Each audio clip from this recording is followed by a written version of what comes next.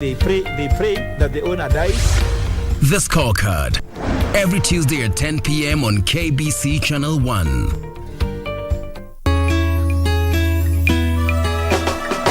Gari sasa mama, unajisumbua kuita madaktari hapa. Si mimi anabimaga na gilo goba hivi. Hali yake nakwambia mambo yake inataka kuisha. Anataka kufanya nini? Kutuwacha. Ukikubali tutafanya hii ya kutoa ile migi ya kudonate hapo sasa tutaweka kwa benki na hiyo ndio itasaidia watu wengine kama ni wako wagonjwa. Kwa benki?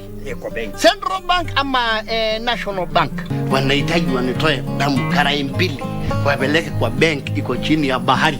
Mimi nataka tu unipime mimba.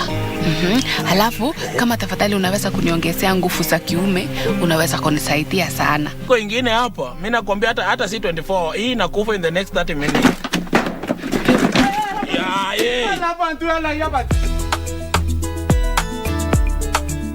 So baby, I'm telling you, I'm sorry, but I'm leaving you. You never should have made me cry. I'm sorry, but I'm leaving you. I checked in rehab, and baby, you're my disease. You're my disease, yeah. It's like I checked in rehab. Can somebody help me, please?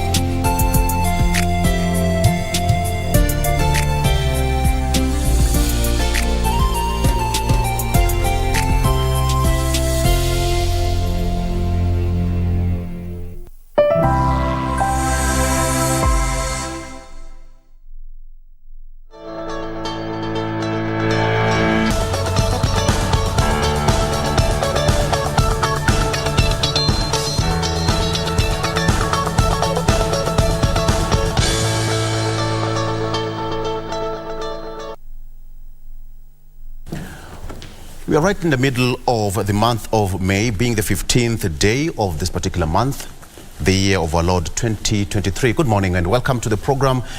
This is KBC Channel 1 and the show on air right now is Good Morning Kenya. What a beautiful Monday morning. How are you doing? My name is Victor. Welcome to the program. Now, the president spoke yesterday to the nation in a 2.5-hour address and he talked about so many things. But one thing that is still standing out and many Kenyans are still asking themselves about is the issue of housing fund. How is it going to be? The president said that it's not going to be a tax. It is your contribution. So we want to look at the legality, we want to look at the feasibility, we want to look at the achievability of all these projects, having in mind that former President Uhuru Kenyatta also had the same proposal, but it was around 1.5% way back then. But after an uproar from the pressure group, he rekindled that, he receded that kind of a decision and made it voluntary.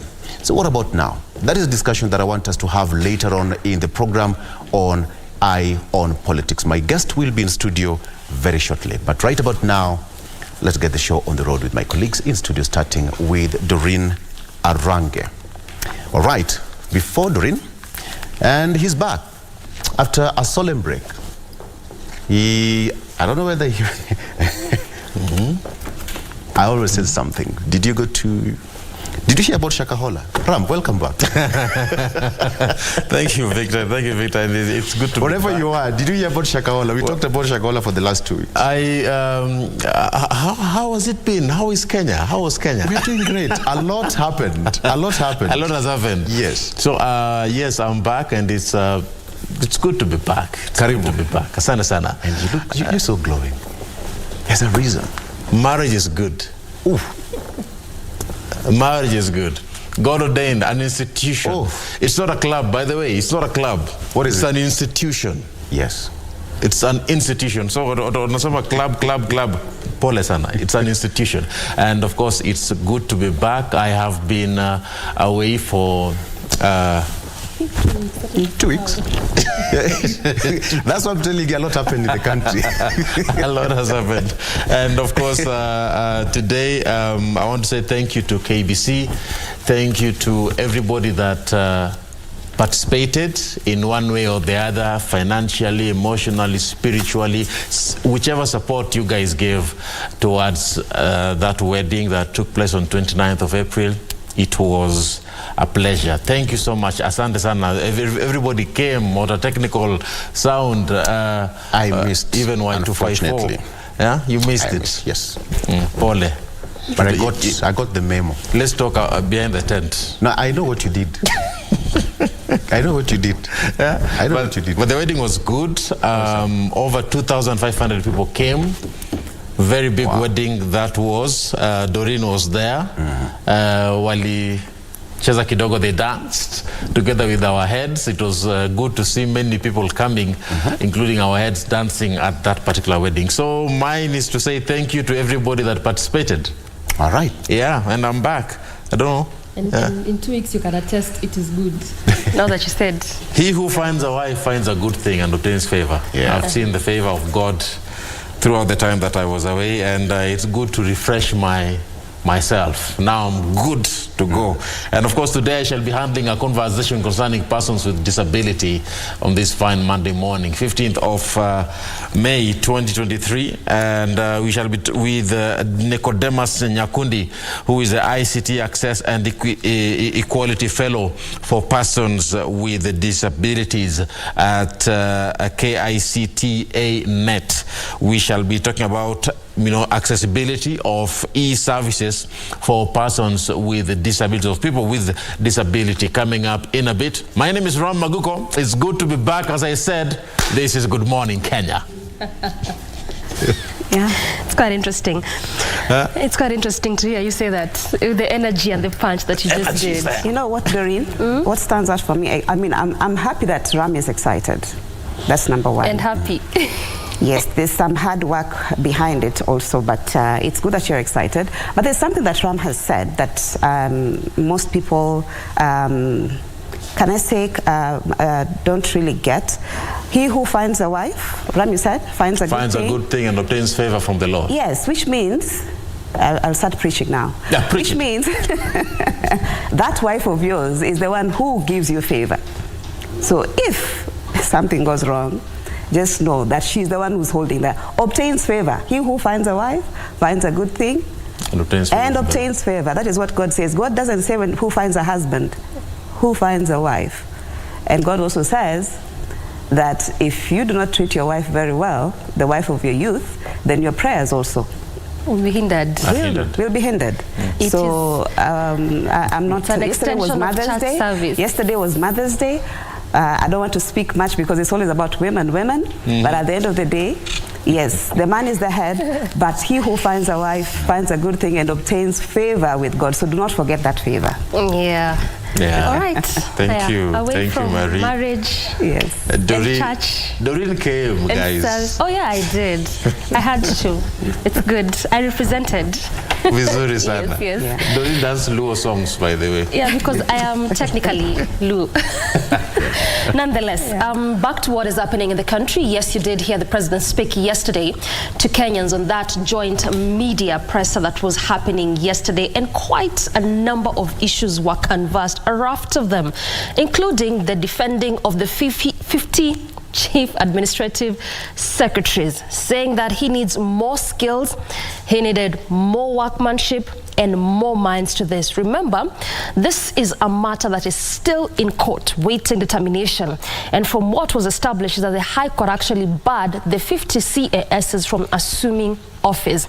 Now, if you heard the president talk yesterday, well, you may just really be wondering how this matter might turn out in court. And what does this mean about what we stipulate in our laws? Because this was a preserve of what was sent by the chief head of public service as a notice and was gazetted to have only 24. So how did that number increase to 50? And what will this mean, nonetheless, even as we keep talking about the issues of high cost of living and bloated wage bill and expanded executive? We wait to see how all this will turn out and pan out, and basically also how the courts will determine this appointment of 50 chief administrative secretaries. Moreover, later on our Family Check segment, we look at handling failure. Yes, this is an integral part of human life. So basically, what are really the major causes of failure, and just how do you deal with that as an individual, and how do you manage that? We look at that from 9 a.m. Stick around for that, coming away from that time. Nonetheless, beautiful morning to you. Always a pleasure to have you on board. This is Good Morning Kenya. Welcome to the program. Indeed, just as my colleagues have said, lots to be covered for you in the news, including yesterday's briefing by the President on the proposed 2023-2024 budget.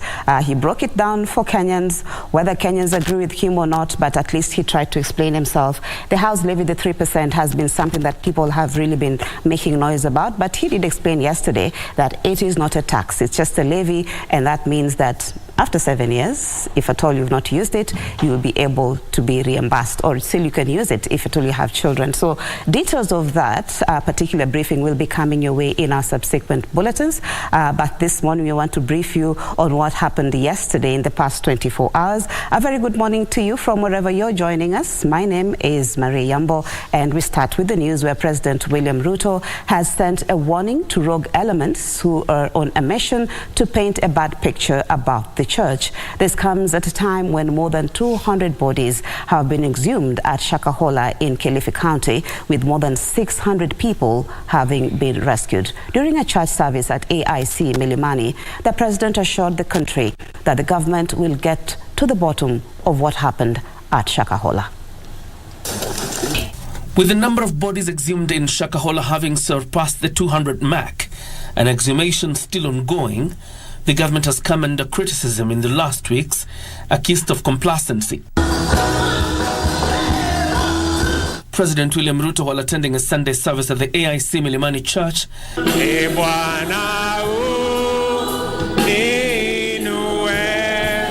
is now sounding a warning to preachers keen on propagating religious extremism. We are going to deal with the individuals that abuse the sanctity of faith and the word of God in a manner that we deal with all the other criminals, because we do not want an iota of blame on the church. We do not want any blot to be on the church because of the activities of a few people. The head of state says investigative agencies have been given instructions to comb through the Shakahola crime scene and not spare anyone involved in the deaths. I want to assure you that the government of Kenya is going to get to the bottom of what really happened. Give us a little time. Our security agencies are working round the clock so that we can unravel these acts. The president called on religious leaders to back the presidential task force on churches, exuding confidence that the glory of a church will be restored. I want to ask our religious leaders, I want to ask our religious fraternity that we work together towards formulating what our religious leaders and institution will give us as the benchmark, how we avoid situations where individuals abuse religion. Mr. President, you had a choice to make us continue in bliss and enjoying ourselves in oblivion, or make the hard choice, make us tighten the belts now for us to have long-term stability in the future. And I am glad that is the route you have taken. When we look at Goliath, Goliath is an intimidating encounter. And when this country could not find anyone who could face against the perennial, traditional problems that have been facing this country. God lifted up a David in the name of William, and we were able to face up some of the challenges. Where we are in Kenya right now, we were put in a very deep hole. It is very easy to criticize from outside, but there is only one way to recover this aircraft. There must be a period when we push the aircraft down, get enough speed, and then recover and go back to the sky. Post-mortem on the recovered bodies will enter the third week Monday, even as detectives continue to piece evidence against controversial preacher Paul Mackenzie, who remains in police custody after a Shanzu court bail last week. Of course, that is a developing story that we'll be bringing you in our subsequent bulletins. Now, unions and societies within the health sector have issued a 60-day ultimatum to the government to reopen negotiations into the collective bargaining agreement, that is CBA, sign and implement, or they will down their tools. According to the unions, the government has failed to honor the binding terms of a return-to-work deal it struck with the clinical officers in 2017. Healthcare services across the country may be paralyzed in 2 months' time after unions and societies from the health sector issued a 60 days ultimatum to the government over the failure to honor the 2017 collective bargaining agreement. The health workers drawn from the Kenya Union of Clinical Officers, the Kenya National Union of Nurses, the Kenya National Union of Pharmaceutical Technologists, the Kenya Health Professional Society, and the Kenya Union of Nutritionists and Dietitians noted the government had failed to honor the binding terms of the CBA, even after giving it an ample time. We have written to the government several occasions to finalize on the CBS and also the agreement for the other unions. And the last one was done on 15 December 2022. All these letters have not been responded to, indicating lack of goodwill from the employers. In view of the above, the union representatives now are calling on the Ministry of Health and county governments to fair remuneration and reasonable working conditions across all health facilities in the country. We collectively demand as follows: that the Ministry of Health and the county government immediately resume negotiations to register the CBA within the next 60 days, including the unfinished recognition agreement between the union that do not have. That the Minister of Health and the county government immediately resume negotiations for the CBA within the next 60 days. If failure to this, we will resume our strike. Due to this, the union claims many skilled health workers migrate to other countries in search of better terms and pay, making our health system fragile. Our facilities, including Kenyatta National Hospital, have become transition zones where healthcare workers are gaining experience so that they can shift and work in the Western countries, because we are basically unable to take care of our healthcare workers.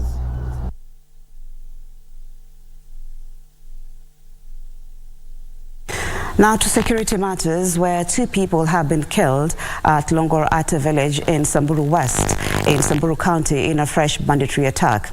3 others are nursing serious injuries at Maralal Hospital. The attacks come barely hours after another man was killed at Siambu by the same suspected bandits. Tunakimbia, tunafungua shule juzi. Saa hii watoto anaanza kutoroka. Sasa tutakuja kufanya aje? Na sisi tunataka maendeleo. Si hatutaki mambo ya kwenda kulala msituni. A fresh bandit attack at Longor-Ate village, Samburu West in Samburu County has left 2 people dead while 3 others are recuperating at Maralal Hospital. Tension is rising in the area following the attack that also left over 200 goats stolen. Ile kitu tunaambia serikali, hebu kujeni mtusaidie kwa njia yoyote. Kwa sababu hata leo serikali alikuwako na wameenda na mbusi hakurudi, na watu wameumizwa. There was exchange of fire between the bandits and security officers at the Longor-Ate forest. The shootout lasted for about 6 hours. That also left a county government vehicle damaged and with flattened tires. Area Senior Chief Philip Leparsulan confirmed the incident. na wakaenda na mbuzi 200, na kuna watu walibaki juu ya milima kuambush watu. Sasa bahati mbaya waliua mtu yetu moja na waliaka watu 3 jeraha ambayo sasa wako Mara Referral Hospital, na tena sisi pia tumewaua. Area residents and local leaders have raised eyebrows, claiming despite a massive security operation in the area, bandit attacks were still widespread. Wase kama sisi hatuna mwelekeo. Sasa je, tunaomba kama kuna liwalo ama kuna liwezekano serikali ifanye jambo, na kama serikali isifanye jambo, je, mtuambie mwelekeo tuende wapi? Ndipo sasa tusema nini? Enough.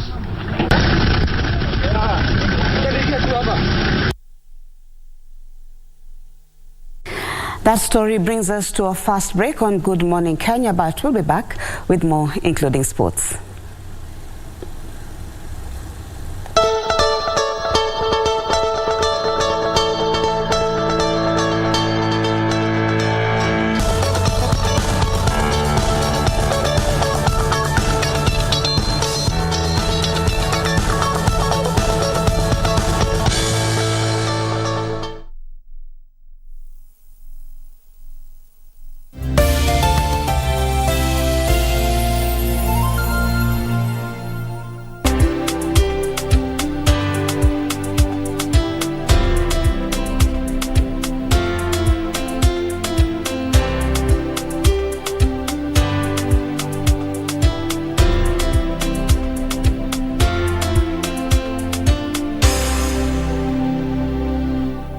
Welcome to Take on Tech. This is the show that keeps you updated on everything you need to know about technology.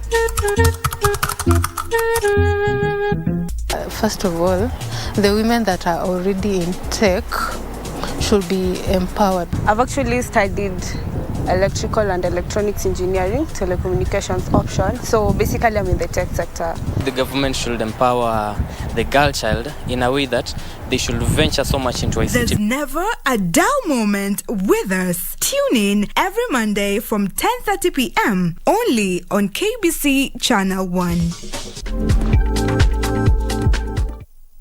Every Monday evening, we take you back where the action happened live. We let you know what you missed, even if you were present. And our goal is to continue supporting our own.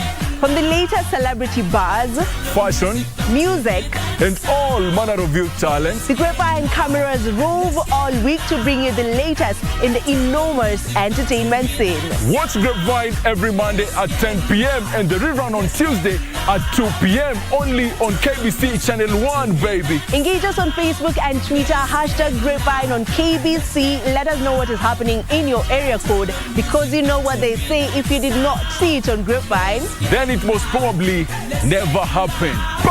Ain't nobody gotta tell you what you gotta do.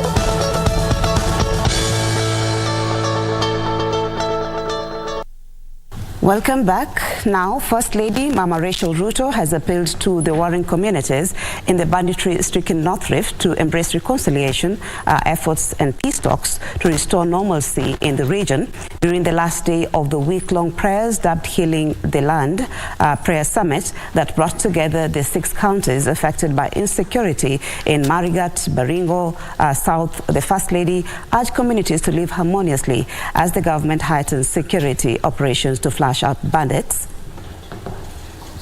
Leo tunapoondoka kurudi manyumbani, tujue kweli damu ya Yesu imetutosha.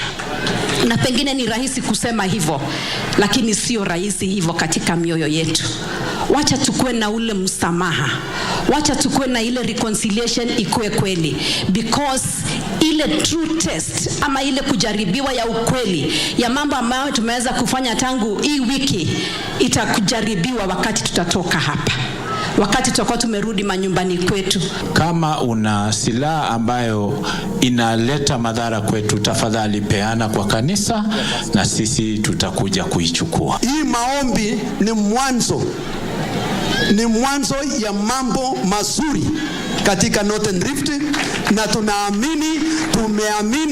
tumeomba na tumekubaliana kwamba tuweka amani sehemu zetu sote na tufanye maendeleo katika jina la Yesu. Now, stakeholders in the coffee sector are expected to convene for a 3-day meeting to deliberate on far-reaching reforms that will turn around the fortunes of the cash crop farmers. Deputy President Rigathi Gachagua, detailing the focus of the conference, says the government is committed to revitalizing the sector to benefit farmers. The Deputy President joined hundreds of Christian faithful for the Sunday service at Kahiraini Catholic Church Parish, Ruguru Ward in Nyeri County.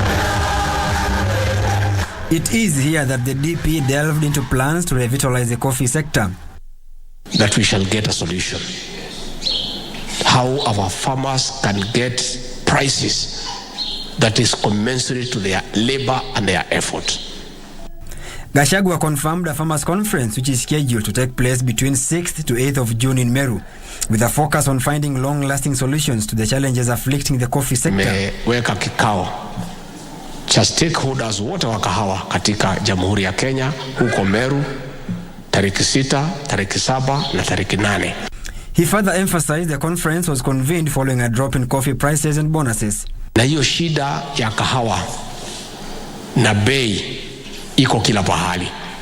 Kwa hivyo Rais William Ruto alinipatia jukumu la kutafuta suluhisho ya mkulima wa kahawa. The government will be benchmarking with the lessons from Colombia that has a thriving coffee industry. The Colombian Vice President is expected in the country this week. Part of the agenda will be a discussion on the coffee sector. Mambo ya kahawa. Kesho nitakuwa na Vice President wa Colombia. Nimemwalika hapa Kenya akuje tuongee mambo ya kahawa, kwa sababu hawa wamefaulu sana. Bei yao iko sawa. Additionally, the government plans to partner with county governments to boost cancer treatment through equipping hospitals with a machine that will enhance testing of the killer disease. Tutaongea na magavana tujue kati ya serikali kuu na serikali za ugatuzi tutasaidiana vipi mambo ya screening. Tumepoteza watu wengi sana na familia nyingi zimewachwa kwa matatizo.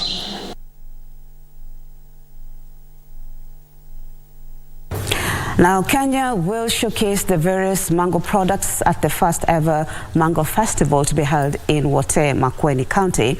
Area Governor Mutula Kilonzo Jr. says the festival will offer a platform to secure more markets and attract local and international investments as Kenya prepares for the second mango harvest.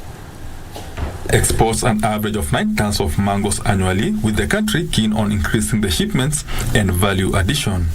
In a bid to sensitize players in the mango value chain on sanitary issues and good crop husbandry among other issues, Makueni County Government has finalized plans to host the first ever Mango Festival in the country next week.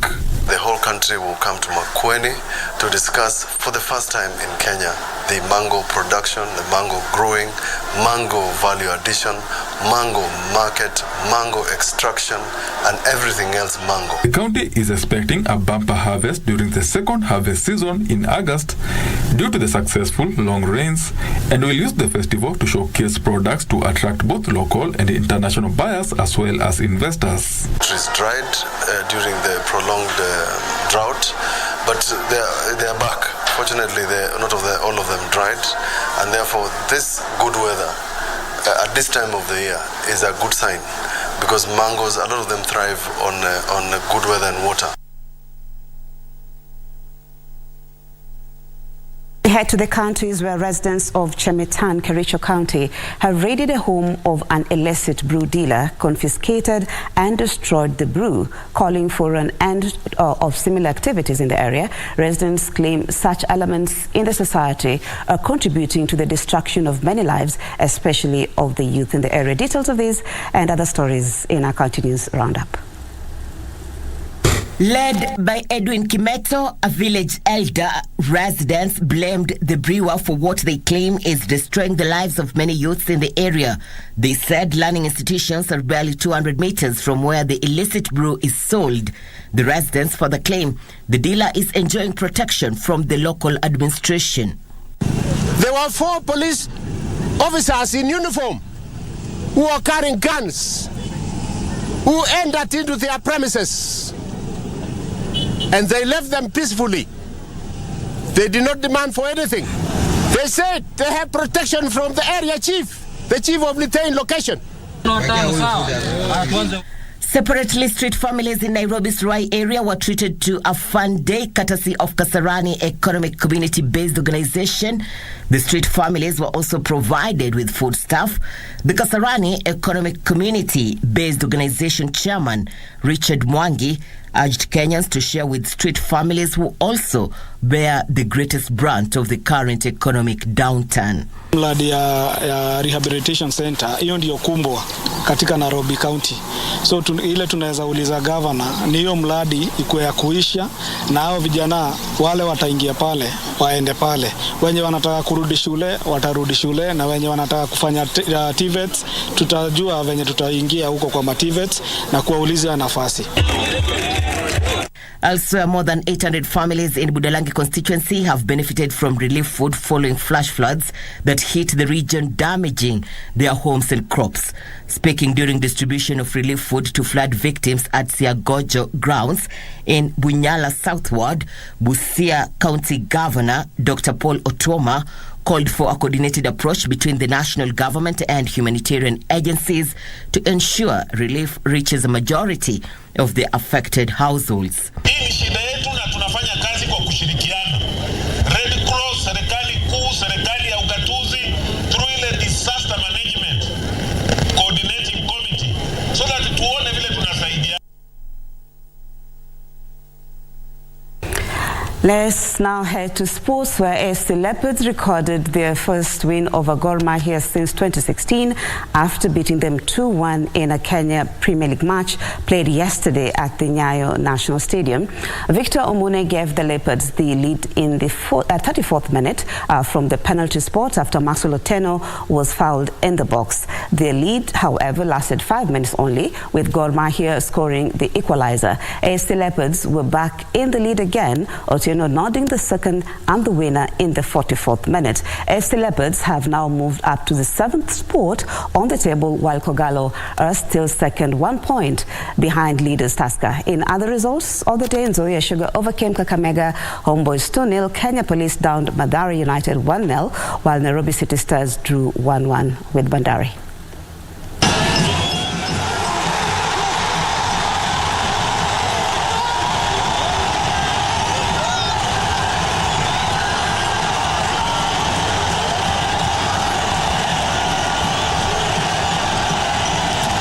I told my players before the game that the pressure was on them, and the penalty is the proof. The pressure was on them, so we played relaxed, and yes, we got 3 points.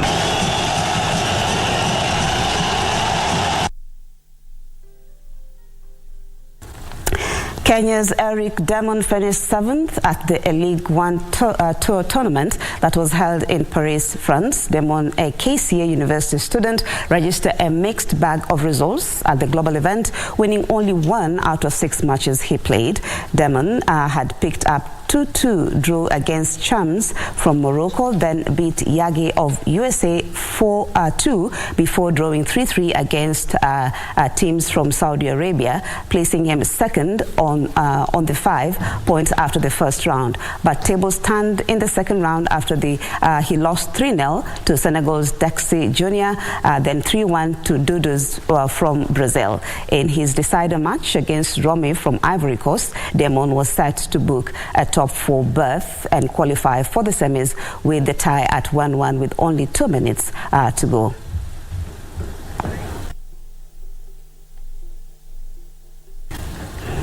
Thank you so much for keeping it Channel 1 and Good Morning Kenya this morning. That's all we had for you in the news. Stay with us if you can. Our guest already in studio is Eye on Politics with Victor Olo. So you do not want to miss the discussions, the current affairs in as far as politics is concerned. We'll also be bringing you more in as far as the news is concerned in our subsequent bulletins. So thank you so much for keeping it Channel 1. We hope to see you again next time.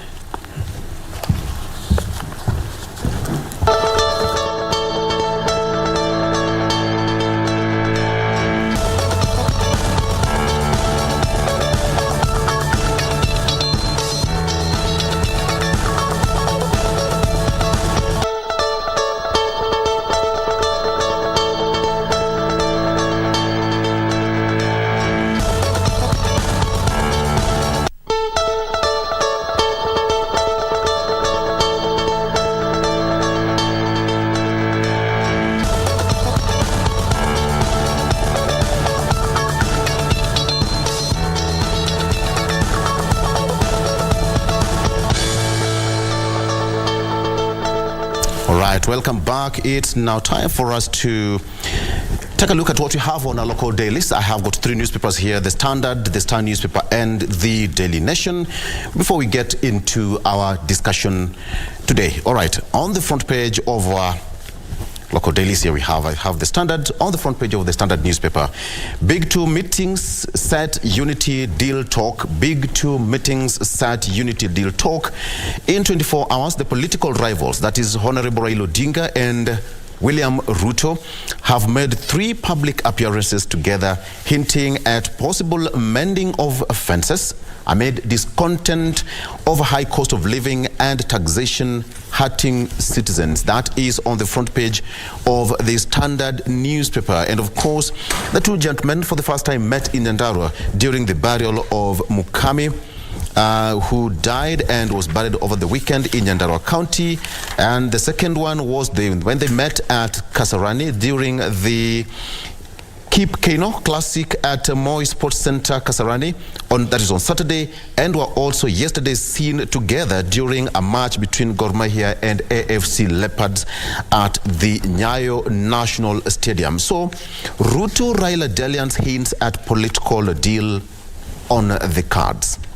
The 2 have been harsh critics of each other, with their close allies digging at each other every opportunity available. And now 3 public meetings in 2 days sets tags wagging. The 2 leaders might be ready to bury the hatchet. Remember what the president said. Let me start with what Raila Odinga said. Raila Odinga said that, I know President William Ruto. I've worked with him before. So, at a point. That was according to Raila Odinga. And when the president took the podium, he also said that I know Raila Odinga very well. I've worked with him. And I know how all this will come to an end. What are we looking at? A day in politics in the country is quite a long time. Okay. The sea continued to throng Pastor Ezekiel's prayer center in Mavueni. Faithful from as far as Uganda, Tanzania, Ghana, Dubai, and even Australia attend quote-unquote healing service. So families who had brought in sick relatives on stretchers waited patiently for their turn.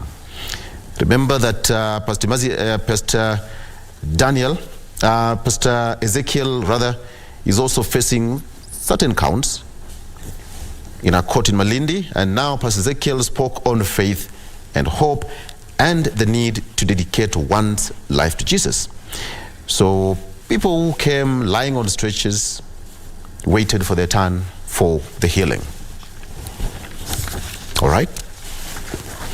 That is on the front page of the Standard. Moving forward, school heads warn of learning shutdown over delayed funding. Say that unless the government sends funding, operations in schools will be suspended, and unpaid salaries as well as inadequate facilities threaten learning activities. And so already in the second week of learning, many schools are facing hard economic times due to delays in the disbursement of these funds. And now, with around 14 million learners, both in primary and secondary schools, are in class following resumption of second term, that is for after a 2-week break. And apart from the capitation challenge, unpaid salaries for teachers and examiners, as well as inadequate learning facilities, also threatening learning institutions.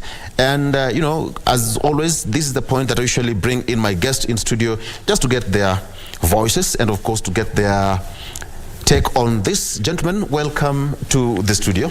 Starting with the Churchill Ogutu. Churchill, welcome to the program. Thanks, Victor. Karibu sana. Shukran. And of course, Churchill Ogutu is an economist and IC asset managers, as well as I have George Mutua, who is the CEO Global Precast Panels. George, welcome to the program. Thank you very much. And in the middle, I have got Deputy Governor Turkana County, Dr. John Erus. Welcome to the program, Mheshimiwa. Thank you. Gentlemen, let me get your voice on this one. Big two meetings, Set Unity, Deal Talk. Let me start with you, Mheshimiwa. Now that this, the two gentlemen need to be excused on this one, but still, hey, we do politics nonetheless. What's your take on this one?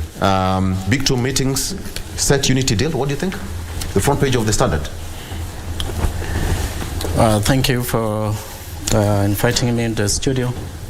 One of the things that I want to say is that in transitions, especially when governments are being formed after an election, there is a lot of push and pull that happened in the time preceding to the elections and the after elections. And now we are at a moment where, in the process of establishing mechanisms of ensuring that the economic model that the Kenya Kwanza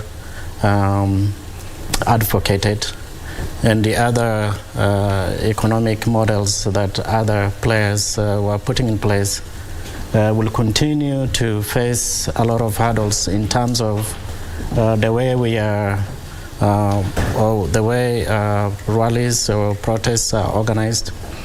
For example, I'm not an economist, but simple logic is that if you organize protests on Mondays, you actually setting the market delays in terms of how it operates within the week. And if you organize another protest on Thursday, you make it difficult to close to close the business. So to me, coming together becomes more important because we want to bring the country together. We need to have people move forward together. We need to ensure that all what we have promised Kenyans, President Ruto is now the President of the Republic of Kenya, and other leaders will continue to influence or maybe play a part in ensuring that the government succeeds. So from my point of view, the earlier the leaders come together and realize that they have a purpose and passion for people in this country, the better. The better. Churchill, in terms of economy, we've seen a situation where during the protest, of course, Kenyans were complaining, a majority of Kenyans were not going to work. And the president said that, even the deputy president, that Nairobi alone or Kenya alone, was losing to a tune of 2 billion shillings. And we have got two gentlemen setting the stage for talks. Maybe Kenyans might just be, reading too much in between the line, because the first meeting was at a burial, which was open to everyone. Then the second one, they met at Kasarani during the Kip Keino, and then the third one yesterday during the Mashemeji Derby. Are we reading too much or something at the end of the day? Are we seeing some white smoke? That's our hope, that eventually we'll see some sort of white smoke that could lead to some form of stability. We are into 7-8 months of the new regime, and they need to settle in. And with all the kind of demonstrations that used to happen, I think from 20th of March and then a couple of weeks later, it sort of destabilized the economy, more so in the urban areas, whereby that's where the focus of the demonstrations were. And I think that also speaks to the kind of economic challenges that we are into, because from the Azimio faction, they're bringing out the fact that the cost of living has gone up, and the other side, the government side, they're trying to at least ensure that the cost of living will come down. So from the economic side, from the government side, so it's all about, it's all about the economy. That's at the bottom of all these demonstrations. So it's just that now that we could see some form of stability, not a handshake or whatever, but at least we could be able to temper the political atmosphere that is right now, that had already been elevated. So at least that could ensure that the government now tries to bring down the cost of living, or even stabilize the economy. So that to me is a good sign that these two principles have, at least there's some sort of some meeting ground, and then you could see some political temperatures cooling down. I know, George, a majority of Kenyans probably got shocked, because even us from the press, I mean, we're like, okay, the president arrived, the president was there, the deputy president was there, all sat, and then all of a sudden Raila showed up. On Saturday, from Nyandwara Street, they all went to Kasarani. And then yesterday again. I mean, we all know how politics is being played. I mean, probably the deputy governor might not reveal so much, because he knows which side of the, which side to scratch pretty well. But what do you think? Two gentlemen come together 8 months down the line? Well, I don't think it's a coincidence, because we are coming from a period whereby they've been calling each other names, and each and every side having a very strong stand on what they believe in or what they stand for. Yes. So I couldn't agree more with these two gentlemen that that could be a good sign, and which is what everyone is looking and hoping for, because we are not doing very well as a country, as an economy. So if these guys could come together, regardless of their differences, in whichever way, we are looking at, good business environment. So if they can come together and, stop the fights and all that, and then work on the economy, make sure that they give us a good working environment, because that's what every Kenyan is looking for. Kenyans are no longer looking for, handouts and all that. Everyone wants to have, a conducive working environment, especially for businesses, and then improve on the economy, and then make at least the cost of living bearable. Then we can go places. So we can only hope that these are good signs to come, and that's what like every Kenyan would be waiting Absolutely. for. Yeah. All right. Okay, gentlemen, we'll get more details as we move forward. And on the front page of the Star newspaper, why Raila Ruto big clash looms over tax. Why Raila Ruto big clash looms over tax. Kenya Kwanza MPs promise to pass law as drafted by Treasury. Raila troops say that they will resist. That is on the front page of the Star newspaper. Government and opposition are already fighting over proposed taxes. That is on page 4 and 5. Outrage after 10 lions killed in just 1 week. That is human wildlife conflict in Kajiado County. IPOA launches probe over man dies in city police cell.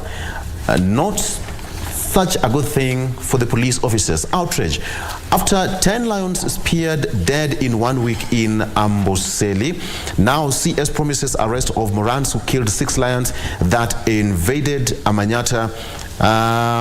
Worldwide fund that is for nature. Kenya, WWF Kenya has actually condemned the killing, and now a threat to people's lives, their livelihoods, and dwindling lion population.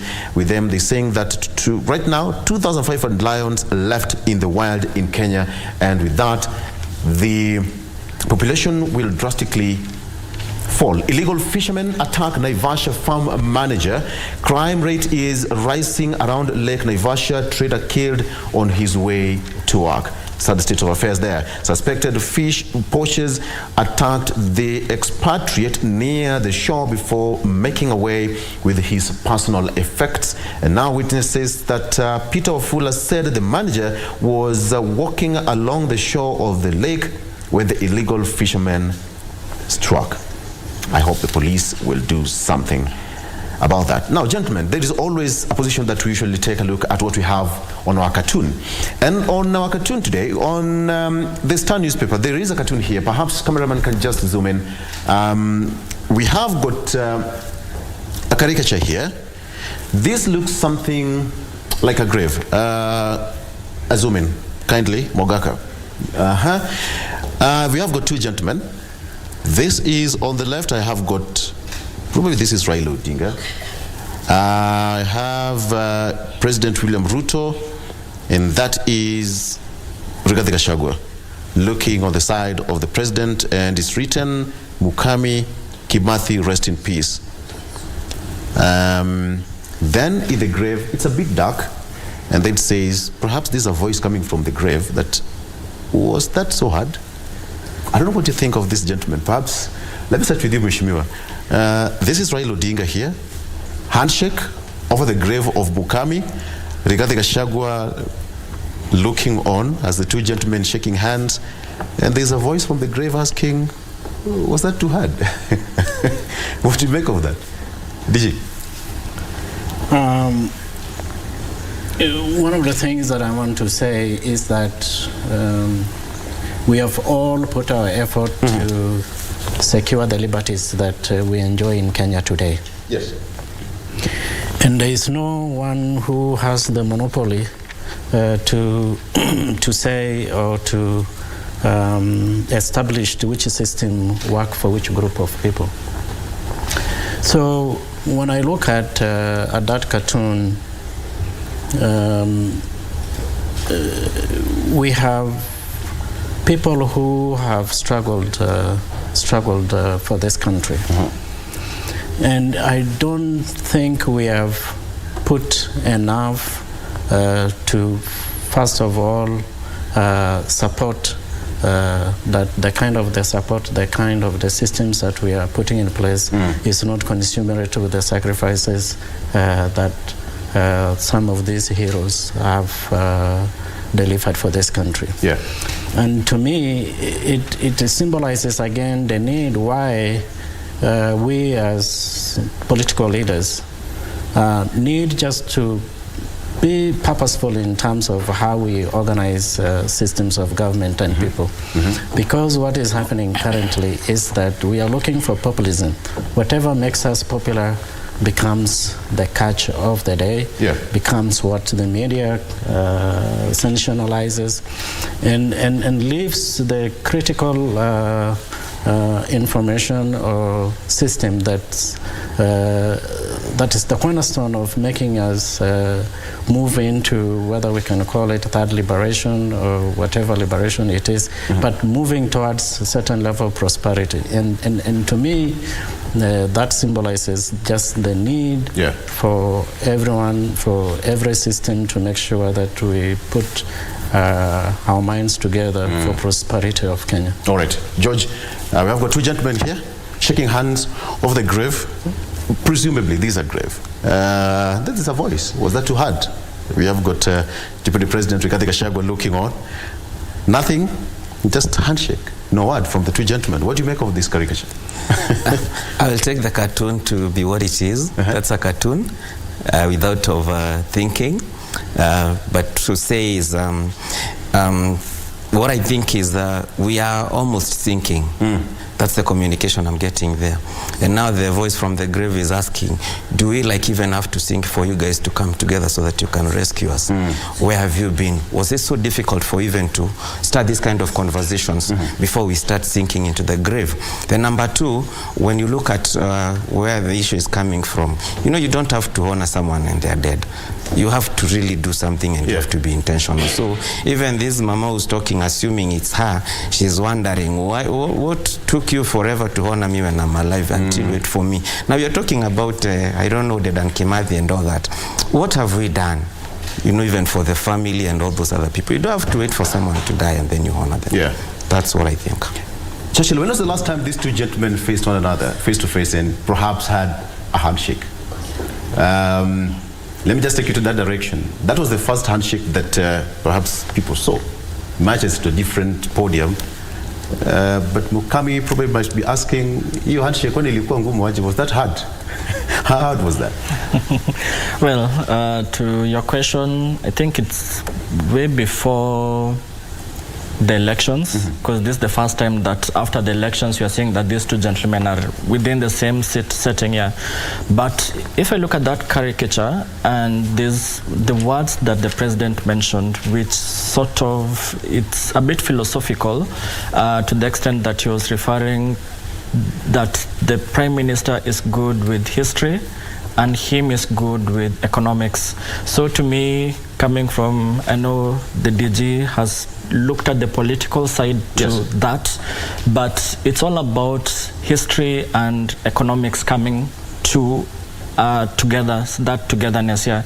So even in the context of economics, I know you also mentioned things to do with the taxes, and within this current context that, okay, there's a finance bill that is to be passed, but you also need to remember some of the historical aspects that were there, even if the new government or the current government is trying to come up with ways of boosting the revenue and also boosting the economy, not to ignore the historical aspects to that, yeah. And if I may bring a point, just tying all this together, the housing fund. I mean, it was something that was passed at some point, it was shelved off, but here we are bringing it together. So we don't need to ignore the historical aspects, even if you are trying to look at the economy. So they need to merge together so that, yes, there's an economy that needs to be revived, but we don't have to ignore the historical circumstances that happened at some point. All right. Okay.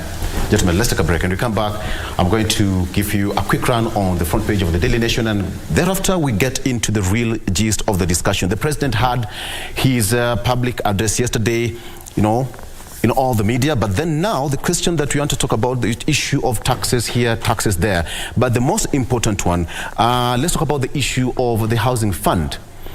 Quite touching, and the president said that this is going to be for the benefit of the future generation and even those people who are not in a position to own houses. What are the feasibilities? What's the achievability?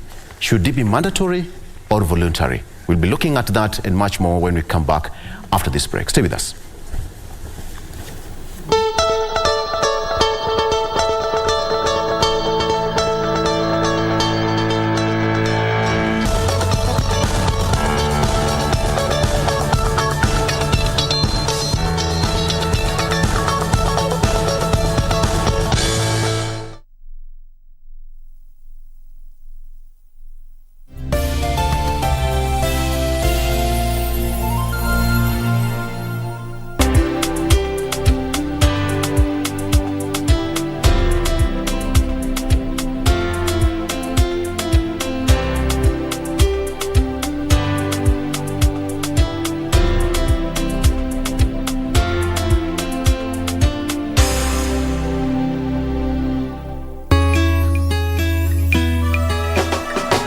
Gari sasa mama, unajisumbua kuita madaktari hapa. Si mimi anabimaga na gilo goba hivi. Hali yake nakwambia mambo yake inataka kuisha. Anataka kufanya nini? Kutuwacha. Ukikubali tutafanya hii ya kutoa ile migi ya kudonate hapo sasa tutaweka kwa fegi, na hiyo ndio itasaidia watu wengine kama ni wako wagonjwa. Kwa benki?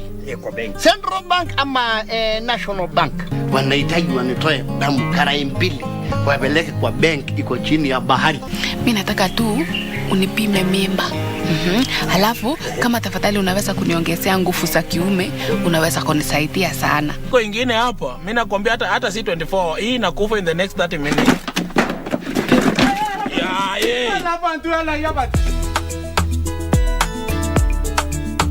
Every Monday evening, we take you back where the action happened live. We'll let you know what you missed, even if you were present. And our goal is to continue supporting our own. From the latest celebrity buzz, fashion, music, and all manner of youth talents, the Grapevine cameras rove all week to bring you the latest in the enormous entertainment scene. Watch Grapevine every Monday at 10 p.m. and the rerun on Tuesday at 2 p.m. only on KBC Channel 1, baby. Engage us on Facebook and Twitter, #Grapevine on KBC. Let us know what is happening in your area code, because you know what they say, if you did not see it on Grapevine, then it most probably never happened. Bah! Ain't nobody gotta tell you what you gotta do. Welcome to Take on Tech. This is the show that keeps you updated on everything you need to know about technology. First of all, the women that are already in tech should be empowered. I've actually studied electrical and electronics engineering, telecommunications option. So basically I'm in the tech sector. The government should empower the girl child in a way that they should venture so much into ICT. There's never a dull moment with us. Tune in every Monday from 10:30 p.m. only on KBC Channel 1.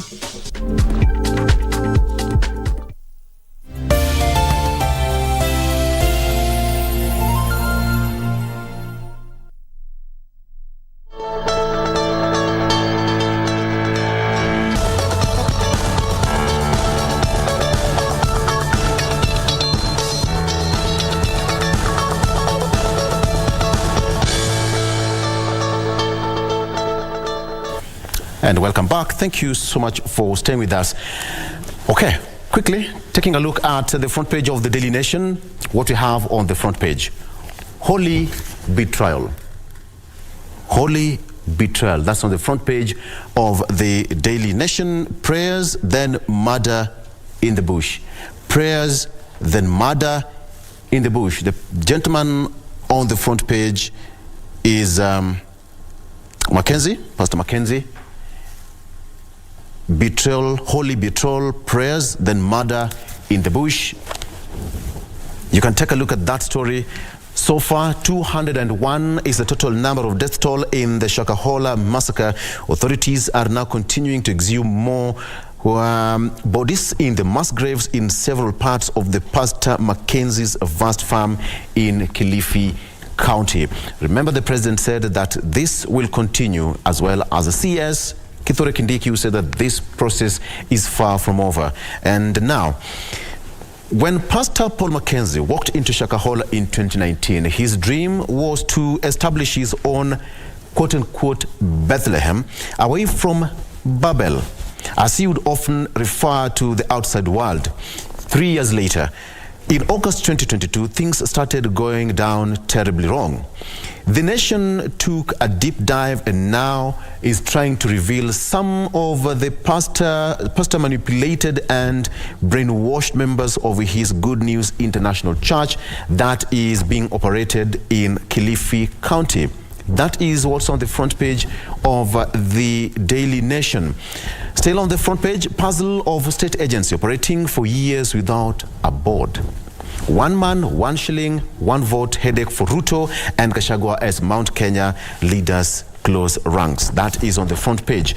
And brace yourself for the new fuel pump prices. We have that here, which took effect from midnight. The Energy and Petroleum Regulatory Authority, that is EPRA, has increased petroleum pump prices by 3 shillings and 40 cents per litre for petrol and 6 shillings and 40 cents per litre for diesel and 15 shillings and 19 cents per litre of kerosene. That is what is going to be taking effect for the next 1 month until we have another review. Report public agencies denied women, youth 16 billion shillings tenders. That is according to the Procurement Authority, which has noted that low uptake of reserved tenders by the special groups. That's there. All right. So, gentlemen, let's get into the real discussion here. We all listened to the president's address yesterday at State House. All media houses were present. And one thing that we have to talk about right now is the issue of the housing fund. Starting with you, George. Coming from the field that is quite close to people's hearts, let me give you the first question. How achievable is this? First and foremost, I don't think it's achievable.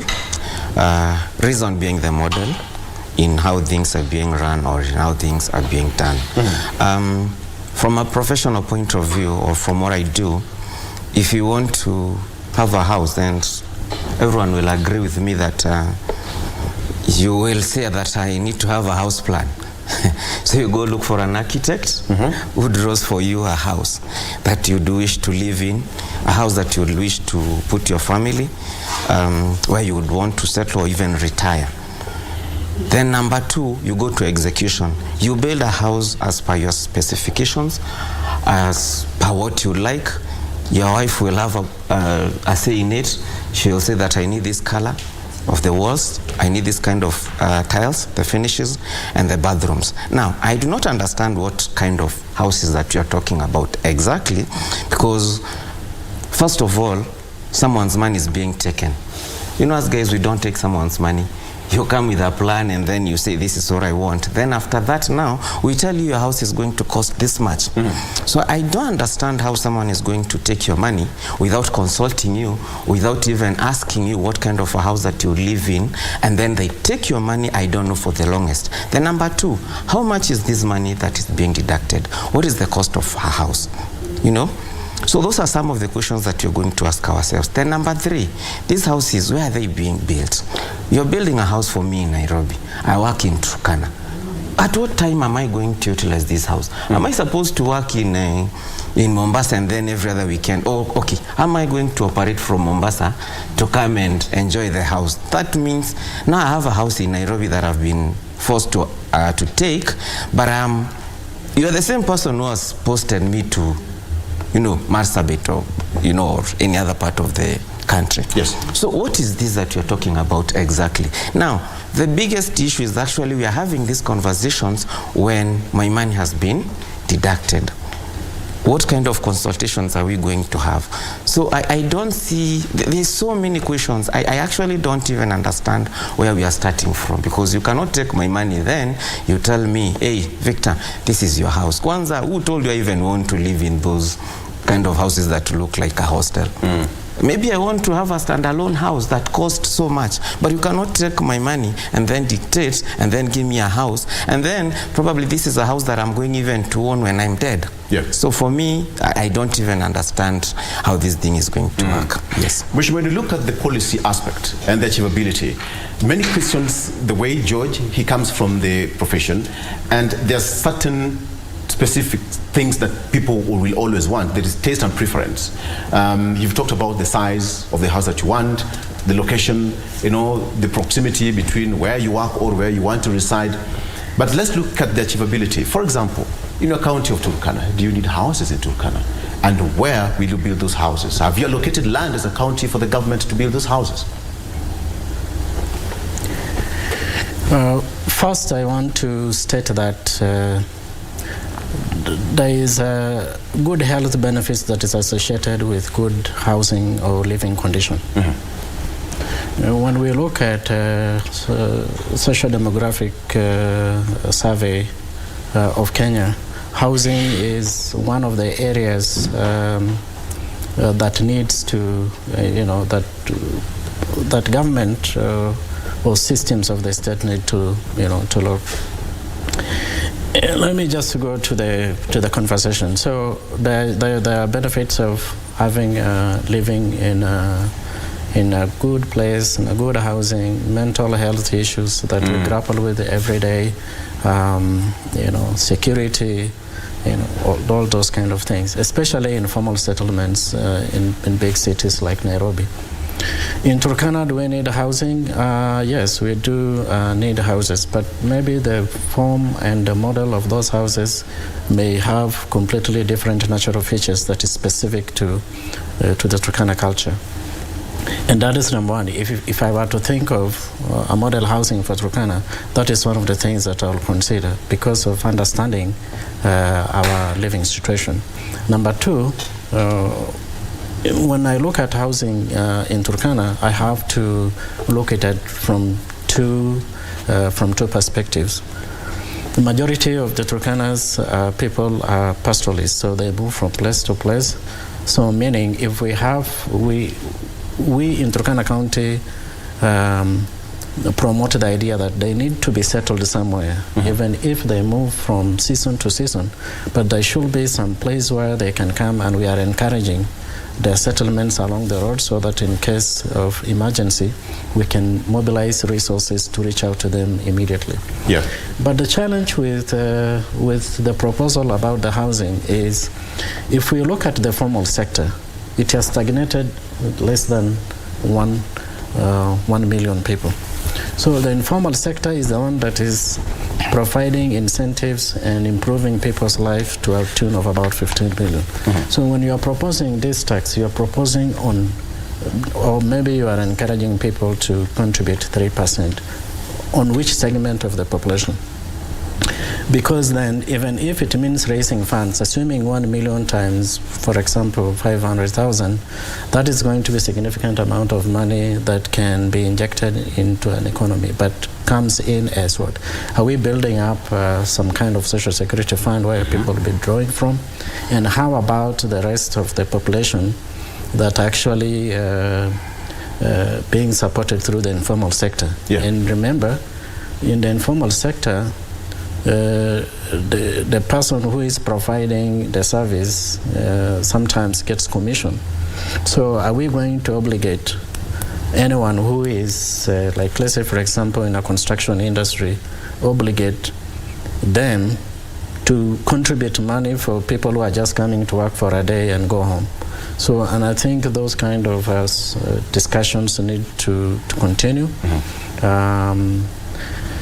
And again, there is an aspect of public participation in policies or propositions that touch on public, and I think all those kind of requirements need to be considered. So in my view, so discussions needs to happen at different levels with different sectors to see what is feasible.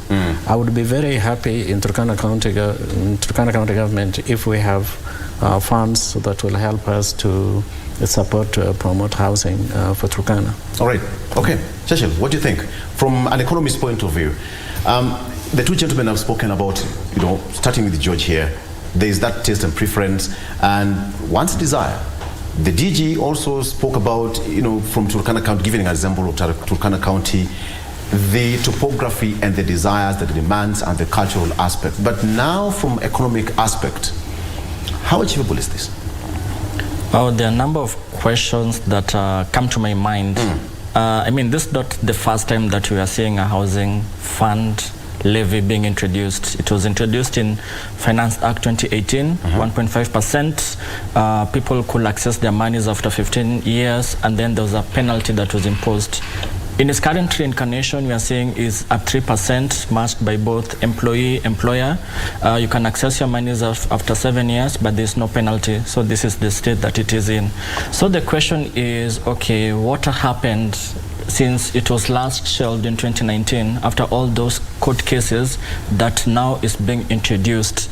And remember, and I also agree with the president that it is not a tax in the sense that these monies are not going to the exchequer, but it's going towards this National Housing Development Fund.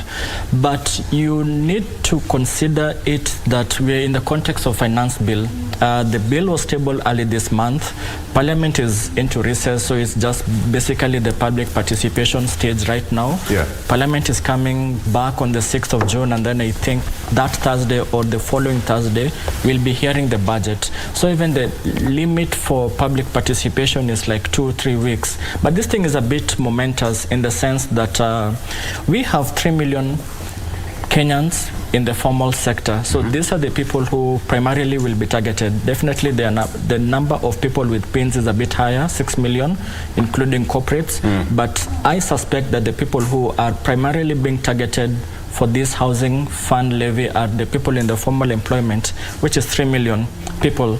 So if you look at the survey that was released last year, last week, the economic survey, which showed that the average wage per Kenyan employee in the formal sector is around 870,000 in a year. So in a monthly basis, that's 72,000 on average.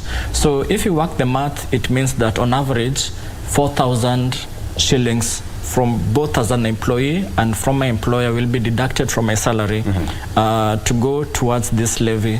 So in a month, if you look at this 3 million, you are looking at something like 13 billion.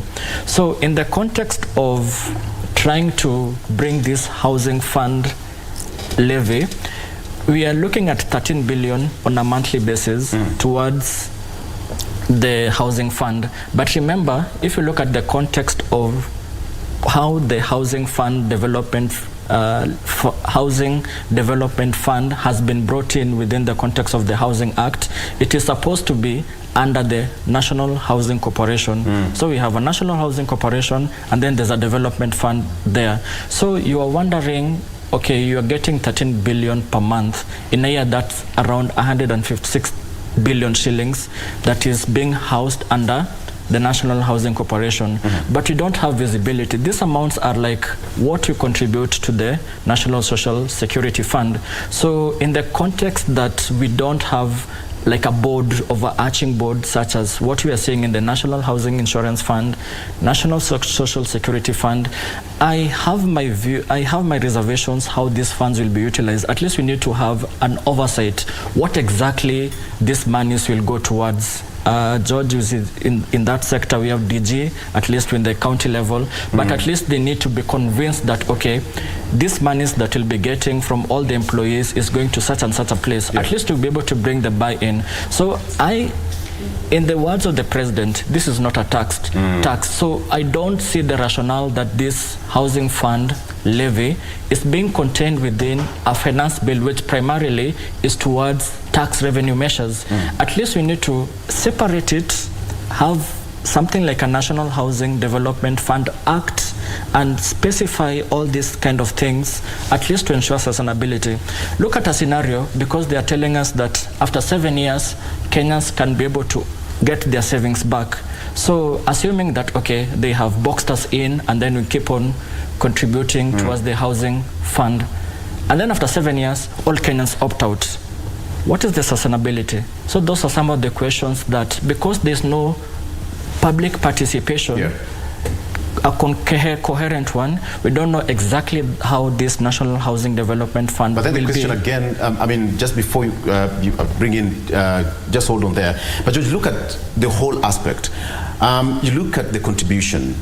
After 7 years, you contribute religiously and all that, and then now the president said that this is not going to be a tax. It is your money that you contribute to the government for the construction. So you want to go and claim your money. There is no proper paperwork. There is no registration. How will I approach you as government or as the custodian of my contribution that now I want to take my money back? What will be the procedure now that I want my money, or I don't want my money, I have contributed for 7 good years? Where's the house? I need my house. What will be the procedure then? I think, and that's why I'm having an issue, because this thing is just being forced down people's throats. Because unfortunately, we've had so many funds, and I've seen people suffering and struggling even to get their pension. And it's true. Yeah. You go for your pension and then you told so many stories. People have died when they needed even their pension. It's not forthcoming. There are so many stories about that. So what if now the next government comes and say, we are going to abolish this thing? Where do I get my refund? Where's my money? So, I mean, there is so much that needs to be done, but for me, I think we should not, or people should not start paying the 3% before everything is in black. Something like public participation. And then, public participation, and then now we know, like, is it voluntary? Is it a must? Because this is not a tax. And probably I don't need a house. I need food for now. So, or I have other priorities. There are people, if you talk to people, there are people who are there, as much as governors talked about the benefits of owning a house or owning a home and all that. People have different kind of priorities. Someone would rather take that money and invest in a business that will generate income, then the house is deferred. probably they will get now a house that they would like in 10 years as opposed to 7 years. But now you want to give me a house, yet I don't even have food, or I don't even have the basic needs. So that's why I'm saying, for me, I think there's so much that needs to be done, and I can agree with Churchill that public participation, whatever it is, we need to have this thing in black and white before any decision is made. What is the procedure? From the professional aspect, what is the procedure? For example, the deputy governor has spoken about there's some cultural aspects that probably must be considered. Giving an example of Turkana County being a pastoralist kind dominated, society. When you go to Kajiado, they have their culture and tradition as well. When you go to Nyanza, when you go to other parts of the country, even go to the coast region, they have got their own system. Anytime, as an engineer, as a professional, you must do a feasibility study. Now, paint for me a picture how this would really work, because when you want to build houses in different places across the country, then it would mean you'll have to bring different stakeholders to do a feasibility study to give you the correct picture on what kind of houses should be completed or built there. Give me a picture. I think for starters, like I said, you need a plan. You need to know what kind of houses that you're looking for or you're looking at.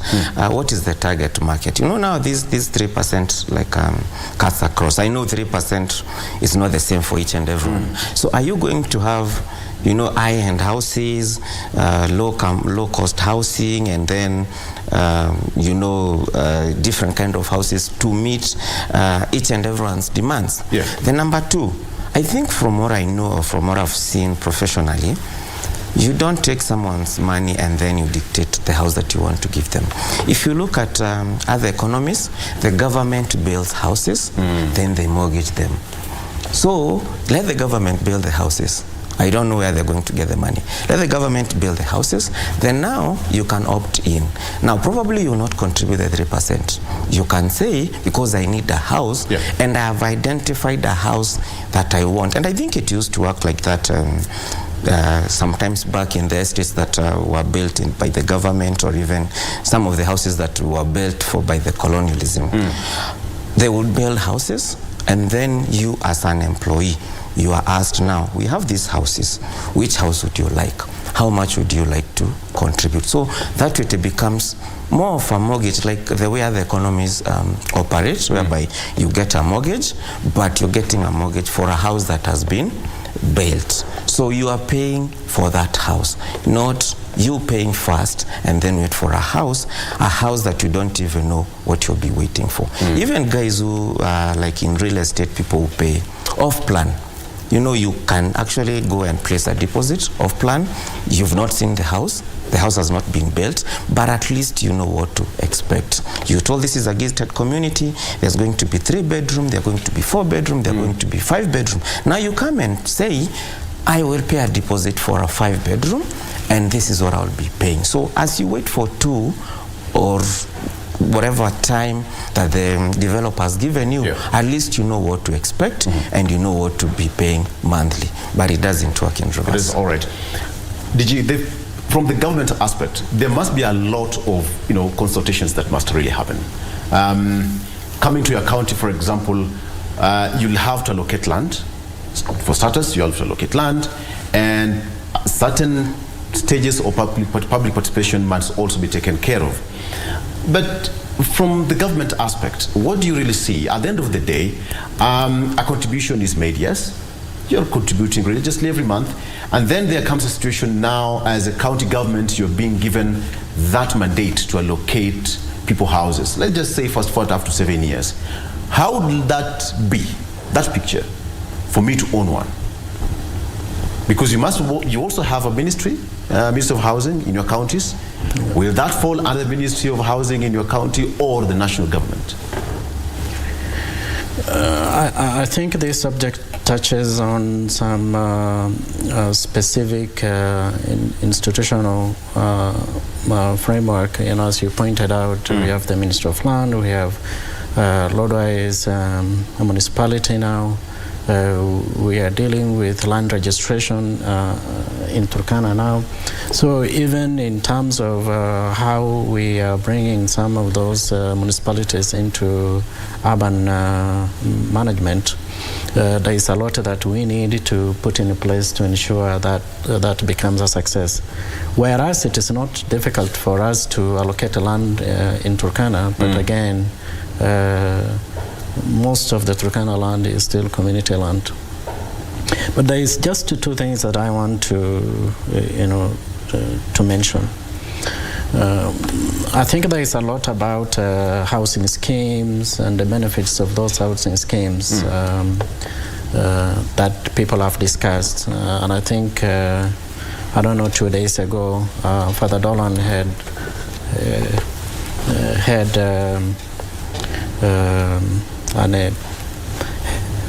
written something about housing scheme scandal in Mombasa. And we continue also to experience challenges of where even the housing schemes that were expected to address the issue of informal settlements in Kibera. We have had on the news people complaining that some of those houses ended up benefiting people who initially do not really qualify in terms of who qualifies to move into those housing. And then we have the challenge, as George has pointed out and my colleague, where you have even you brought about the issue of pension, where statutory deductions are delayed and they are not remitted to the relevant entities. So if we already have some kind of a challenge in terms of who manages this fund and how, and then in 7 years, then what happens to it? So do I have, after 7 years, to go and be told, can you go and bring the fastest payslip that shows that you actually remitted money to this fund? And so there is a lot that needs to happen within the government bureaucratic system in terms of timely remittances, statutory deductions, and timely remittances to the respective institutions, because I wouldn't be surprised if I go for some kind of a service and I'm told that your NSSF file is not up to date or some things like that. I'm told that we need to take a break. We'll take a break and we'll come back. I'll still come back, circle back to you, and then you'll have to finish your point, because I see there's a point that you're trying to drive, which is very important. Let's take a break. When we come back, we're still talking about the issue of housing fund, which is still under consideration. And once the president said that it's not going to be tax, it's going to be a 50-50 contribution from the employer and the employee as well. Let's take a break. We'll continue after this. Stay with us.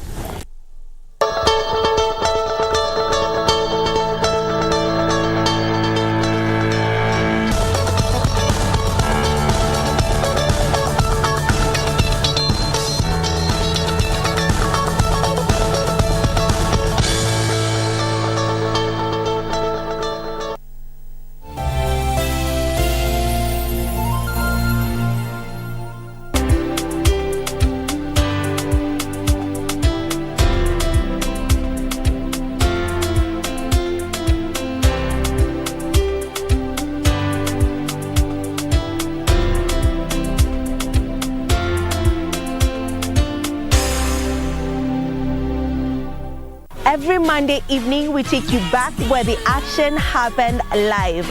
We let you know what you missed, even if you were present. And our goal is to continue supporting our own. From the latest celebrity buzz, fashion, music, and all manner of youth talents, the Grapevine cameras rove all week to bring you the latest in the enormous entertainment scene. Watch Grapevine every Monday at 10 p.m. and the rerun on Tuesday at 2 p.m. only on KBC Channel 1, baby. Engage us on Facebook and Twitter, #Grapevine on KBC. Let us know what is happening in your area code, because you know what they say, if you did not see it on Grapevine, then it most probably never happened. Bah! Ain't nobody gotta tell you what you gotta do. So baby,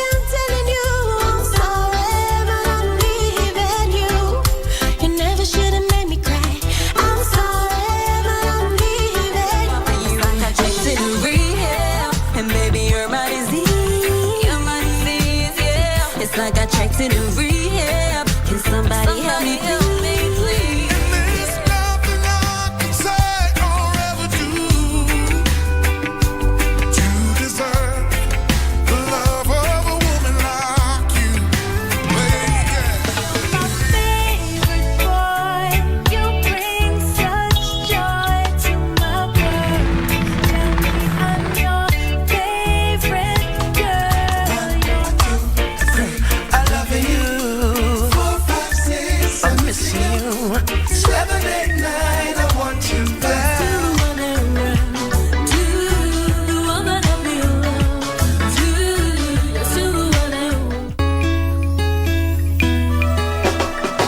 Gari sasa mama, unajisumbua kuita madaktari hapa. Si mimi anabimaga na gilo goba hivi. Hali yake nakwambia mambo yake inataka kuisha. Anataka kufanya nini? Kutuwacha. Ukikubali tutafanya hii ya kutoa ile migi ya kudonate hapo sasa tutaweka kwa fegi na hiyo ndio itasaidia watu wengine kama ni wako wagonjwa. Kwa benki?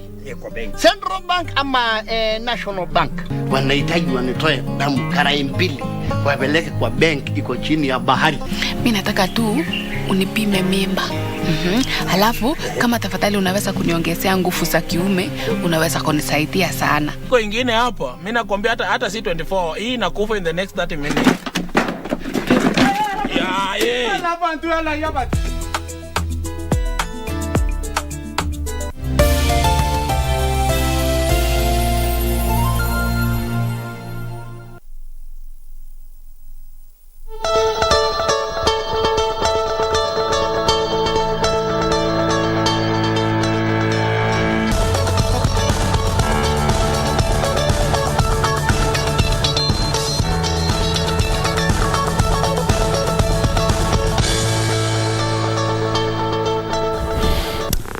And welcome back. Now, please talk to us. Send us your comments on our social media on what you think on this housing fund levy that is still under consideration. When Parliament resumes after recess, then it will go on the floor of the House for debate. And if ratified, according to the President, this will automatically become law. Now, coming to you, DJ, before your mic was switched off because for the break. I'll give you time to finish your statement. What I was saying is that we have challenges of remittances of statutory deductions, either to the pension fund or whichever statutory body that is supposed to collect or to receive this money, including KRA. Those issues continue to be highlighted in Auditor General's reports and always discussed in public finance committees. Those are some of the challenges when it comes to delayed pensions, delayed services that people are supposed to receive. Yeah. Now, that coupled with the challenges of delayed salaries, other people probably have already taken mortgages and probably maybe the amount of pay they receive at the end of the month is what is earmarked as maybe enough for you to live. To me, I think the conversation around affordable housing should be looked from multiple perspectives. We need to address the challenges of housing scams, of fraud that has there before. We have had 6 or 7 or 8 months of slow economic growth. That needs to be considered.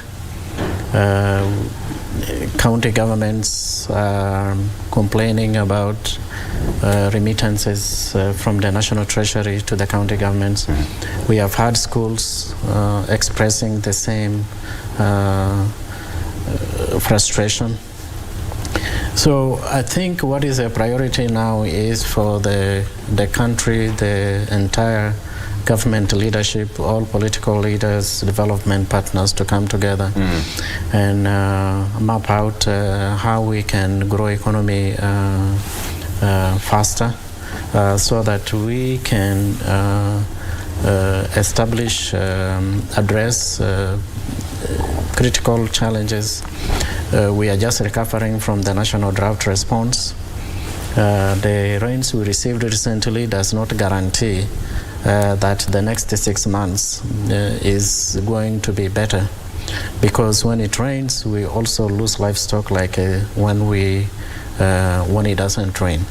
And so there will be a lot of trying to recover. A lot of recovery needs to happen. We need the political leaders to come together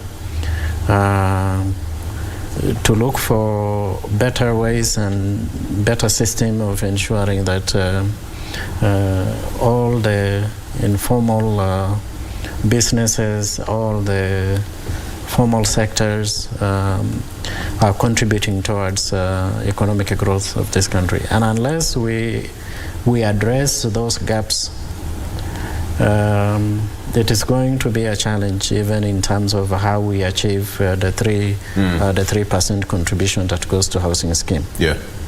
Leave alone the legal challenges that will come immediately this bill is passed. All right, Chachel, let's go back.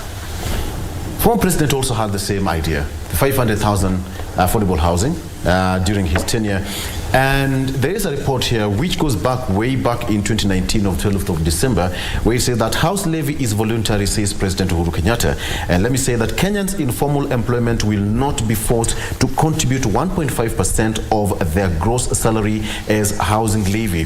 The president said that because he cited actually court cases and opposition from workers and employers, he also actually directed the Treasury and the Ministry of Housing to make the necessary changes to the housing fund levy and table them before Parliament for adoption next year. That was now 2020. And this was supposed to be achieved in 2022 according to his ambitious plan of affordable housing. So why would it not be voluntary this time around? We've not had that clear judge ruling of that case because it's a legal matter. So what about this one right now? Yeah, and that also begs the question, like, what has happened right now that is now being reintroduced? And we've also mentioned in that same article that there was some housing fund levy, kind of a piece of legislation to be brought in Parliament, so that we can now be able, at least you can be able to make it clear how this housing development fund will be anchored. But we haven't seen that. So what we've just got surprise from is now it's being reincarnated back as at least for the affordable housing. And remember, the 500,000 houses was under the third medium-term plan, which was between 2018 to 2022. Obviously, the target. So that is for Big Four agenda. Yeah, that was colloquially the Big Four agenda. So now we are into the fourth medium-term plan. So, and under the Kenya Kwanza manifesto, I don't think housing ranked as higher as what you've seen with the Hustler Fund, things to do with digital, superhighway, and all that. So it's like now we are still bringing what was supposed to be under the Big Four agenda still under the next 5 years. But if I look at the targets, this is the budget program-based books based on the next financial year. They also give, they map out their kind of targets that they need to achieve. In terms of affordable housing, they just want to build like 24,000 houses. In terms of social housing, they just need to do like 46,000 houses. So collectively, we are looking at around 75,000 houses to be built in the next financial year. But still, how does the National Housing Development Fund comes in? Is it to build houses? We have people in the private sector who are more competent in terms of bringing out these houses bringing these houses online. We don't expect the government to do that. So the way that this National Housing Development Fund, if it's pushed upon us, how is it coming in? Is it just to, okay, the private sector has done its part, now the government is acting as an off-taker, buying all these houses and now sort of distributing to people, or how is it coming in? Remember that initially we had that Boma Yangu portal. I think 300,000 Kenyans had registered there, and at some point they were saying that there'll be like a form of raffle for people to get whatever affordable housing. So you can imagine, Victor is based in Nairobi, you win that raffle and then you find that your affordable housing is, I don't know which part of the country.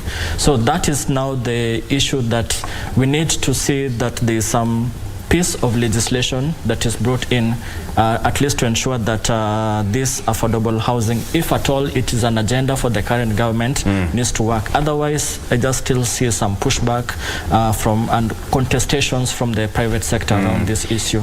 George, when you look at the demand and supply curve, they have to meet at some point. The demand, what is the demand of the demand for housing right now in Kenya? It's high. It's very high. And at what point do they really meet? From the government, the government's brain, and now they want to provide this. What's the demand? I mean, based on the priority that we have right now, is it part of the priority for the government? The demand is there, and the demand is very high. And actually, the idea or the thoughts of affordable housing and providing people with houses, it's a very good idea. And no one is saying no to that. No one is saying that it's a bad idea. I think the problem is the execution. Because, and I will take you back. I've given you, an example of how real estate operate, or even, financial institutions that give people mortgages. They don't, force you to something that is very specific. And now, you have a say, because remember, this is your money. It is your contribution. And at the end of the day, so you have your money that is at risk. Then number two, you are looking at something that you want to have, you and your family. Right. So we've not been consulted in the real estate or in the private sector. So even for us, you're wondering, how is it going to work? So who's even coming up with the designs for? Do you have organizations and even representatives being represented during these talks? We've not. We've just been told that tenders will be issued there to build houses to whoever we don't know, and what kind of houses we don't know. So the problem is actually not the idea, but the framework. Yes. The framework. And what Churchill has talked about, remember, is also alluded to the fact that, Bomayango, and you have to get into some kind of a raffle, get into that. A majority of Kenyans have fallen prey to such kind of, systems. You buy a house off plan, or you pay for this and that, and then at the end of the day, you find that this company or company XY had some issue, or it goes completely under. This comes with the government, and government has processes and procedures, and of course, certain things to be taken care of. You said that you've not been consulted from the private sector. Give me a clear scenario on the real fact that now the government has built a house. What is going to be the procedure? You being there, you have been there before, and of course you've had these stories of company X and Y, people contributed and all of a sudden they disappeared. So what will be the procedure? If I really want to get one, how will it look like? That's true that, of course, there is a lot of, some people are doing not legit businesses, and of course it's true that people have lost money. But on a normal day, there are those legit contractors. There are those people who do like real businesses. And now it should be something that starts from the inception. Inception means we are building houses for this cadre of employees, and this is what would match their needs or their specifications. Now it has to start from when you contribute the 3%. What kind of a person are you? If we are telling that policeman, for example, whose salary is very low, to contribute the 3%, and he's paying so many other taxes, he's paying loans and all that, before we even get to the house, what is he eating? Is he even left with anything? Now, assuming everything works, you would want to have a say in your house, regardless. And I've said I don't understand how it's going to work, because you're going to contribute this money and then the next regime comes and say we are going to do away with this thing, because the previous regime was talking about 1.5%. This regime, about the sustainability. This regime is talking about 3%. What guarantees you that your money is going to be safe? What guarantees you, like the deputy governor here mentioned that houses were built in Kibera for Kibera residents. What guarantees people that actually the beneficiaries will be the real owners of that house? Now, what kind of oversight do we even have for these funds? What if this money is diverted to go fund other projects and all those kind of things? So there needs to be a clear, a clear black and white footprint on how it's going to work. But I, as the person who's looking for a house, and I cannot overemphasize on this, that I need to be involved in this fully. You don't build for me a house and then tell me take this house, assuming that it's going to. You've asked many questions that if we were to do a show for 3 hours. But assume, George, that you're sitting in that task force. Yes. You are given, an opportunity. The president is sitting there, the economic advisors are sitting there, and the professionals, and all of these ideas being crafted. What are some of the specifics that you would float before this kicks off? The specifics is that we need to look at the owners of these houses, where they are, where is the land that you're talking about, and then we come up with clear plans. Then do the execution, assuming now the government and the county governments will pay the contractors. Do the execution. Now, once the execution has been done, then you at least know I will choose this kind of a house. So we have different kind of houses for different classes of people in different kind of locations, and people must have an input. They must have a say in choosing the kind of houses that you're going to say. So it is doable. I think the formula and the approach is what is wrong. Absolutely. DG, the legality of this process is also something that cannot be wished away. And we know Kenyans, we're just waiting somewhere for anything to happen, then boom. Somebody was asking that Okium Tata is nowhere to be seen nowadays. I don't know. On a light note. The legality of this aspect, DG, what do you make of this? I think, as Churchill indicated, this specific proposal is actually in the finance bill that is going to be tabled in Parliament when they resume next month. Yes, when they resume. After the recess. So meaning at that point, unless other people or other entities challenge its passage in Parliament, it is at this point assumed to have met the requirement for it actually to be tabled before Parliament. But that does not mean that the concerns that the public, people who have had experiences in some of these housing schemes,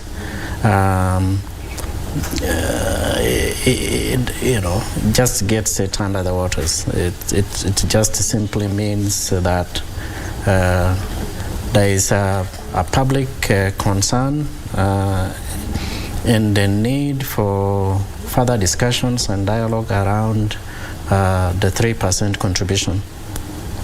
Other people have also suggested that perhaps the best places or institutions to organize housing systems probably be left within the county governments.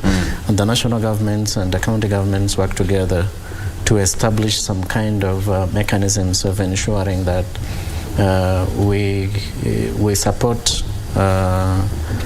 mechanisms for building affordable housing at the counties.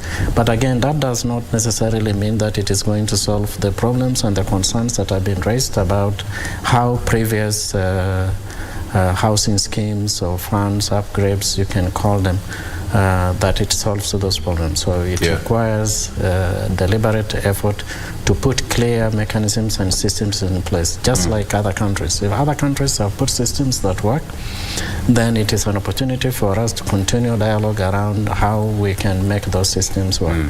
One of the challenges we usually have, we have very good proposals, but we do not have clear mechanisms, and even where there are clear mechanisms of ensuring that systems work, there is always laxity somewhere. All right. Thank you. Churchill, I'm going to give you the last moment because I'm told you're running out of time. But then, from the economic side, how achievable is this, and how is it going to have a ripple effect in our economy?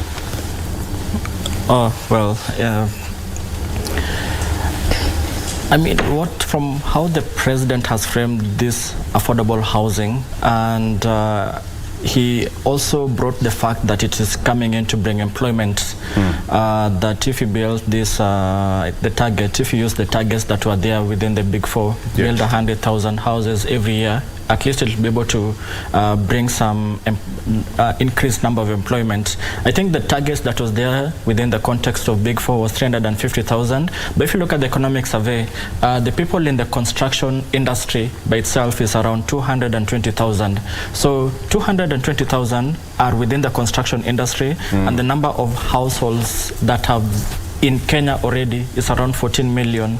So you wonder, okay, what is this that will be able to increase the number of employment towards the construction industry that 14 million houses has not been able to do? So that is some of the questions that we are trying to grapple with here. But in terms of the legality, just to tie it in, I still expect there's some pushback. Remember that the finance bill has like 84 clauses, of which I think 81 is now critical towards either some financing or all that.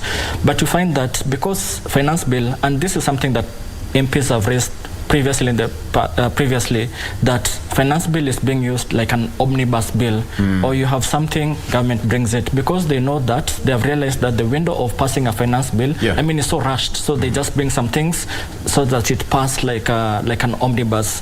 So that is the challenge with bringing this housing fund proposal within the context of finance. But can it be challenged once it's passed by the parliament? Definitely, it can be challenged, and this is not the first time that it will be challenged. And even hearing how people have been talking about this legality, I think it will be challenging, because remember that the finance bill will be passed by 30th of June, that is the requirement, and then the next day, the housing fund levy kicks in.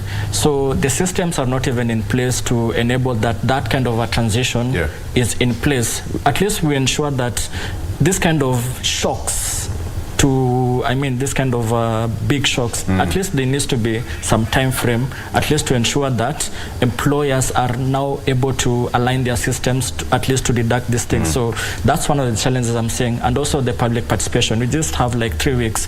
Finance committee will table its recommendations and absorb all the kind of input that the public has put in. But I still feel that more needs to be done. It needs to be a standalone bill.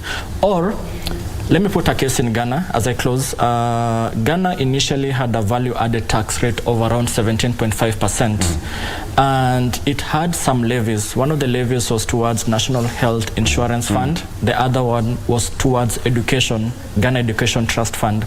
So what they did is now they reduced the value-added tax rate from 17.5% to 12.5%. And then these other levies, the health and the education one, they each put it at 2.5%. So in total, they have, if you go to buy a good or make a service in Ghana, and essentially you're paying 17.5%, but the actual VAT is 12.5%, but then the others are around 2.5%.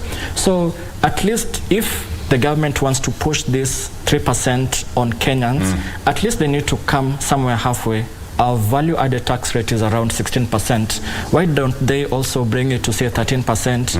To, if at all they want to bring this 13%, so that the 3% it's now kind of towards that affordable housing, if it's a priority. At least Kenyans will not be hurt the most. You mentioned earlier that the fuel pump prices are going up, and remember the VAT on fuel is 8%. What is being proposed in the finance bill it is supposed to go back to 16%. What is the impact? So you remember that Kenyans, in as much as this finance bill is to be passed, it will now weigh down upon Kenyans. Impact on fuel, and then you bring all this housing fund. I mean, Kenyans will be devastated. All right, gentlemen, promise me that in the next 3 weeks we'll be here. Parliament shall have resumed, and we'll have this discussion. I can imagine how it will be so hot on the floor of the House. Promise me that we'll be back. All right. Yeah, sure. Somebody is asking, what is global precast panels? Global precast panels is it's a construction company, but we don't use the traditional methods. We don't use brick and mortar, so we use concrete that has been done at a factory, and then now we transport or we carry and then do an assembly at your site. So it becomes very easy for us to put up a house. It's cheaper and it's faster because now we have a factory, and that's why I was talking about a plan. Because now for us, you give us a plan, then we make all the materials ready, from the floor slabs to the walls, the roof slabs, doors, windows, and everything. Then now when you come to your site, we just do. How cheaper is it compared to the conventional? We are talking of 30% savings. We are talking of 30% savings, because the other way you have to buy sand, cement, ballast, and then you have your, your employees or the fundis overstaying there. So this one will just come ready, and within 2 weeks you have your house. And it's worked very well, especially for governments, especially even during the COVID time where they needed to have extra classrooms or hospitals within a very short period. Actually, you saw a hospital that was built in China within 3 weeks, a massive one. So it's the same concept. Or you saw how the expressway was done. They were not doing everything or anything much at the expressway. So everything is done at a factory, at a site, then it's brought assembly, and you have a house. Thank you. Good to go. In just 20 seconds, David, I'm told that your governor is asking the government for some herders from Turkana who are jailed in Uganda to be freed, 32 of them. Yes. Actually, in 10 seconds, directly telling me that we are running out of time. 32 Kenyans jailed in Uganda. Yes, the number is actually 41. There is existing ones who are court-martialed in 2021. Yes. And then we had 32 who were court-martialed last month. So how many Kenyans are jailed in Uganda from Turkana? There are 41. From which year? From 2021. The bulk of them were for last month. Okay. Have you had any communication from the national government regarding this case? This is a matter that requires both diplomacy. We have had good relationship or discussions that happened between President William Ruto and Yoweri Museveni. We had a meeting in Uganda, and the delegation from the national government led by the CS for ASAL and the PS, and then I led the delegation from Turkana. So discussions continue to happen at different levels of government, and we hope that in the spirit of East African community and in the spirit that the Turkana County government and national government have guaranteed protection to the Ugandans working in Turkana and in Kenya, we expected reciprocal arrangements within the Ugandan authorities. So these matters are discussed at both national and county levels, and also involving relevant government authorities. I think it was also important to bring that also because it's on the papers, and Governor Jeremiah Lumurkai is also asking the national government to mediate between the 41 Kenyans jailed in Uganda who are herders, Turkanas who are herders and cross over border to Uganda and now in jail in Uganda. That requires diplomatic kind of approach. All right, thank you, gentlemen, for that. That is where we wrap it up. Thank you so much for your valid company. Even you, as our viewer, will be talking to Chachi Logutu, who is an economist and IC asset manager, George Mutua, who is the CEO Global Precast Panels, as well as the Deputy Governor of Turkana County, Dr. John Erus.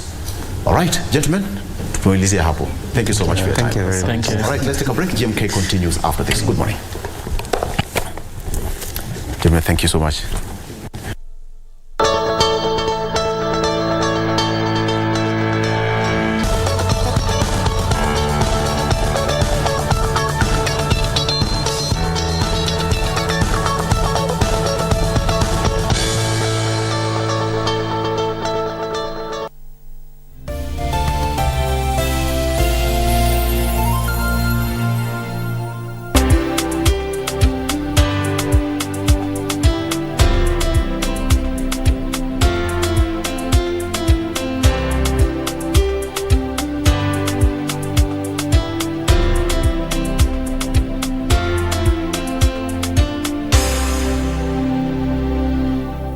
Welcome to Take on Tech. This is the show that keeps you updated on everything you need to know about technology.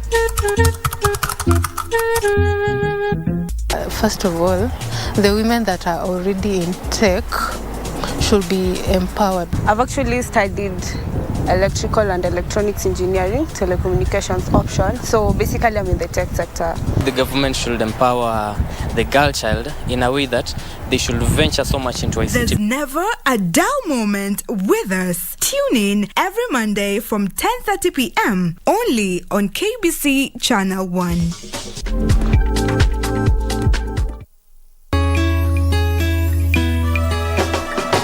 Gari sasa mama, unajisumbua kuita madaktari hapa. Si mimi anabimaga na gilo goba hivi. Hali yake nakwambia mambo yake inataka kuisha. Anataka kufanya nini? Kutuwacha. Ukikubali tutafanya hii ya kutoa ile migi ya kudonate hapo sasa tutaweka kwa fegi na hiyo ndio itasaidia watu wengine kama ni wako wagonjwa. Kwa benki? Kwa benki. Central Bank ama National Bank wanahitaji wanitoe damu karai mbili wapeleke kwa benki iko chini ya bahari. Mimi nataka tu unipime mimba. Halafu kama tafadhali unaweza kuniongezea nguvu za kiume, unaweza kunisaidia sana. Kwa ingine hapa, mimi nakwambia hata si 24, hii inakufa in the next 30 minutes.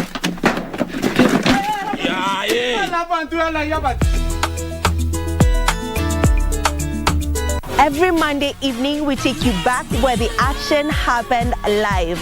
We'll let you know what you missed, even if you were present. And our goal is to continue supporting our own.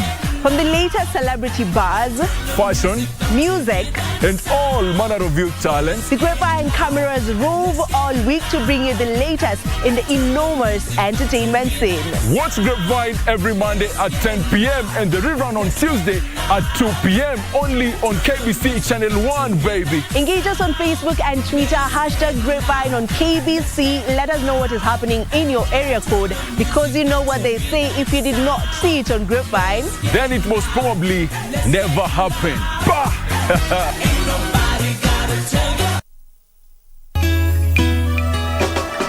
So gari sasa mama, unajisumbua kuita madaktari hapa. Si mimi anabimaga na gilo goba hivi. Hali yake nakwambia mambo yake inataka kuisha. Anataka kufanya nini? Kutuwacha. Ukikubali tutafanya hii ya kutoa ile migi ya kudonate hapo sasa tutaweka kwa fegi na hiyo ndio itasaidia watu wengine kama ni wako wagonjwa. Kwa benki? Kwa benki. Central Bank ama National Bank wanahitaji wanitoe damu karai mbili wapeleke kwa benki iko chini ya bahari. Mimi nataka tu unipime mimba. Halafu kama tafadhali unaweza kuniongezea nguvu za kiume, unaweza kunisaidia sana. Kwa ingine hapa, mimi nakwambia hata si 24, hii inakufa in the next 30 minutes.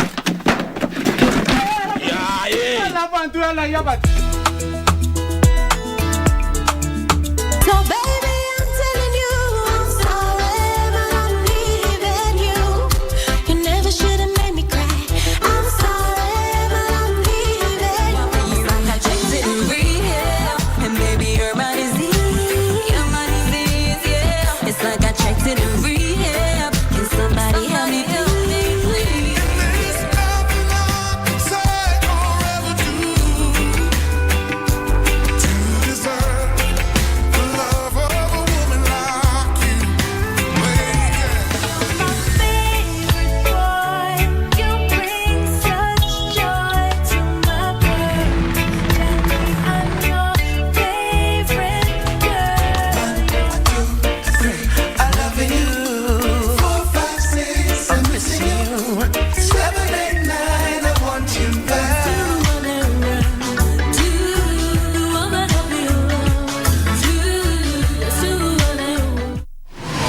Log on to the KBC website at www.kbc.co.ke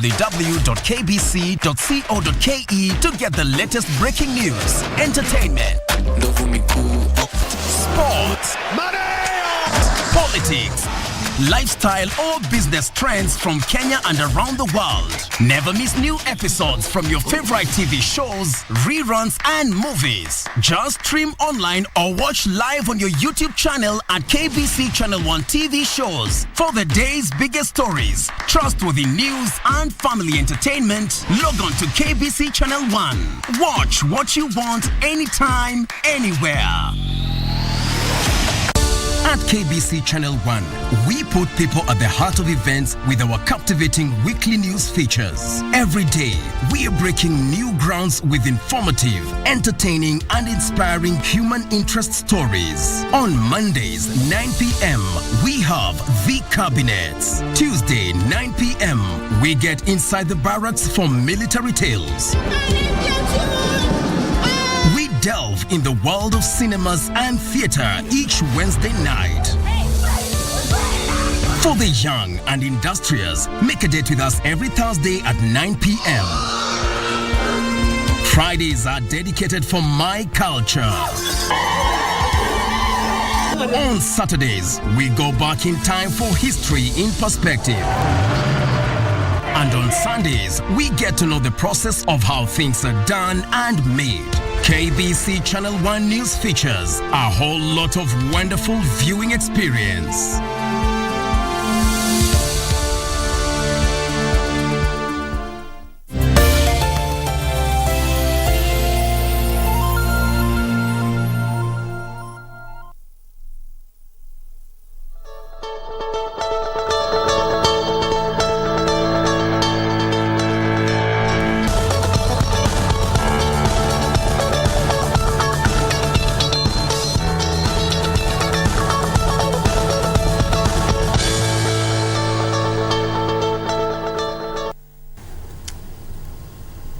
Welcome back. This is Good Morning Kenya. Well, a very good morning to you wherever you're watching us from.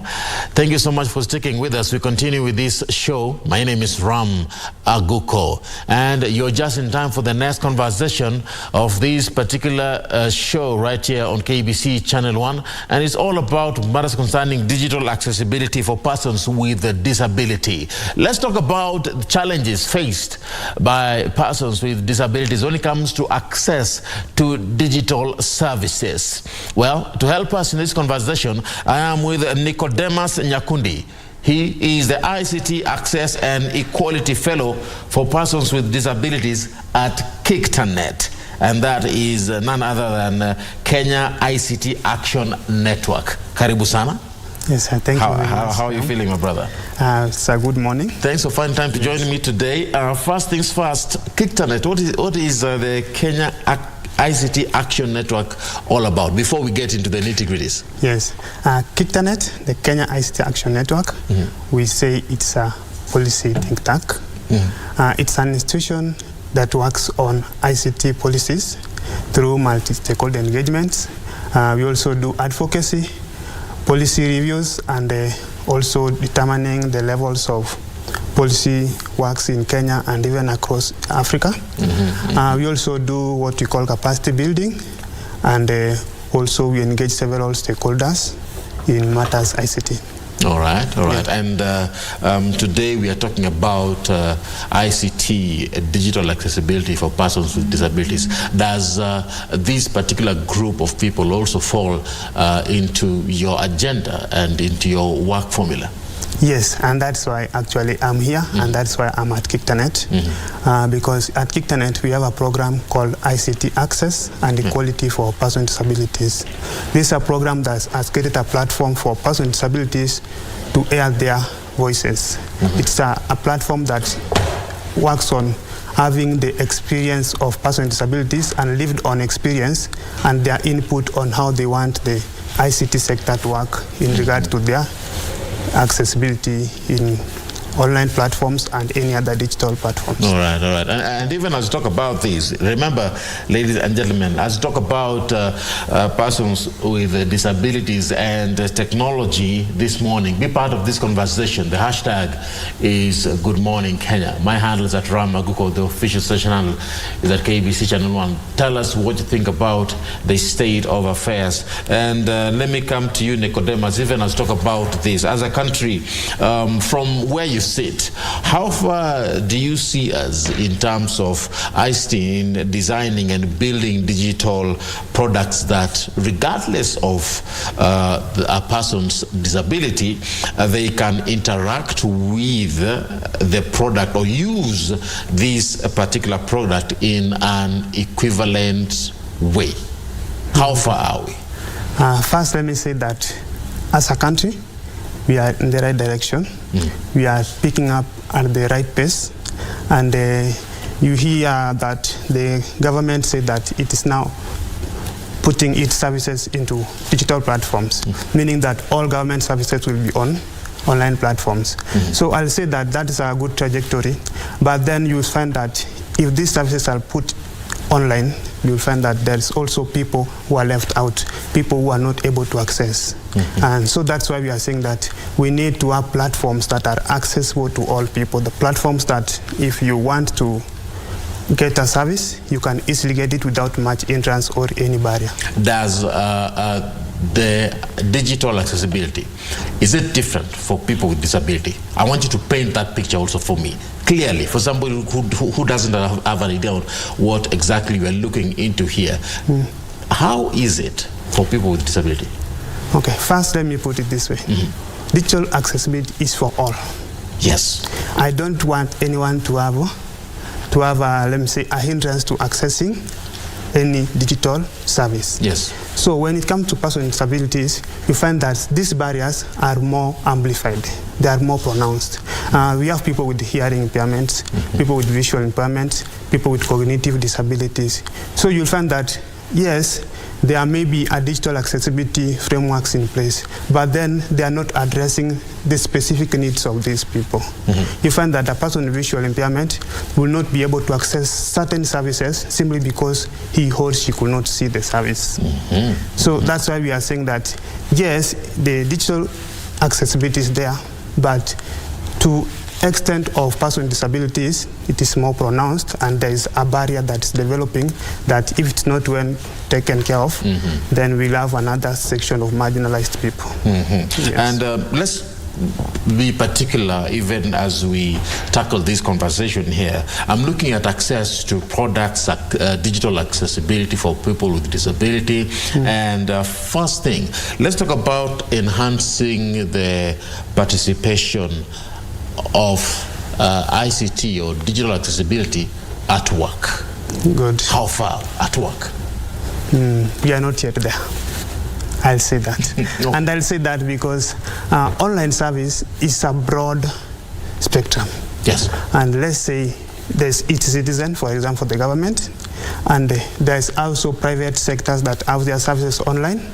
Even lottery and gaming, gambling, are all in the e-services. So you find that, yes, the government has allowed these services to happen within our country. But then you find that not all population is able to access them. And that section is person with disabilities. So what are we doing to ensure that they are included in that so that they can have the services without much assistance, without needing, they should be independent, that it's your will to go on and use the service. Now let's talk about how these services are being used now in the office, for those who are working in the office, for those who are within the government sector, or those who are in the private sector. What is it that we need to do to enhance digital accessibility for those who are working? And of course we will give different, we will break it down, but let's start with those who are working in the office. Good. Let me say that is now we are focusing on what we call assistive technology. And what is that? These are services, software or devices that enable a person to access a certain service that they could not access if it was not there. Assistive technology. Yes, assistive technology. So like the word assistance, it helps you achieve the service or have the service compared to when it was not there. A good example I'll say is that we have the hearing aids for persons who have hard of hearing. So these people, let's say they are in office and there is an online meeting. They will not be able to understand what's going on if they don't have those hearing aids. So they need those services because they have to be in the meeting and get to understand the agenda that's going on. And that also comes with what is in the development of these websites. You find that some websites don't have, for example, if a video is playing, there's no captions, there is no subtitles. If there is an image there, there's no description of image. You can imagine, let's say a person is online, maybe on eCitizen. They want to access maybe a service there. There is an image describing something, but you can imagine a blind person accessing that. It will be just an image, nothing there. You've reminded me, your field is particularly on ICT. Yes. Just indulge me on this matter here. When I go online, sometimes there's some websites that want to detect or to distinguish whether I am a robot or a human being. So they ask the question, are you a robot? Are you a robot? Yeah. So I'm looking at that particular area. For a person with a disability, how will they be able to click on the right places? I'm looking at instances where they've said a click on images that have, for example, buses. Yes. Yeah. How is this, customized for people with disabilities? Yeah, you see, you are exactly on point, because I've had a very, let me say, a great discussion on that. And then I think it is from an experience that I saw a friend go through. And I've even written that on our website, KikTanet, and our digital accessibility page. There is that bit of the discussion on how safe are persons with disability online. So let me go back to that bit of the security feature. Yes. Mostly it is under reCAPTCHA. It is a feature called reCAPTCHA. So you find that service, let me assume that a person who is blind, then the indication on the screen that is click the buses only. Click on the buses only. Only. So how will that person go past that stage? It means that if he will not be able to identify the buses correctly, then there's a high likelihood that he will not continue from that place. Another thing, like, let me give an example of iTax. Yes. When you want to file your returns and you try to log in, you'll be asked to add the summation, right?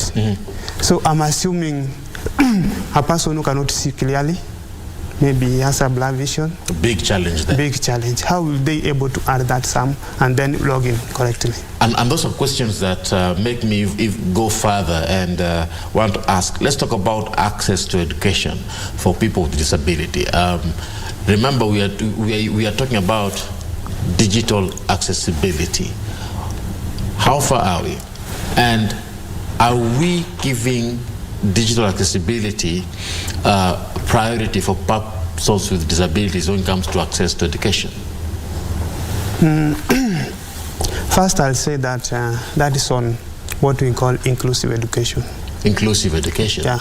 And the inclusive education, we mean that it's an education model that encompasses all.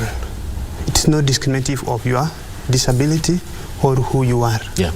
So I'll say that at this point, it's where that technology should come in and ensure that persons with disabilities have that access to full education programs. Because you find that it's so sad that most persons with disabilities avoid STEM courses. They avoid these courses, that mathematics, sciences, that have practicals. You know the reason? It is because they cannot do the practicals. Some don't know what to do. You can imagine a person with the hearing impairments or the deaf. Then they are in the lab. Then maybe you are mixing those chemicals and so forth, YouTube. And then you come to, there is an indication that when you hear the hissing sound, stop titrating. What should that person do next? Or sometimes they ask what is the color of the... what's the color?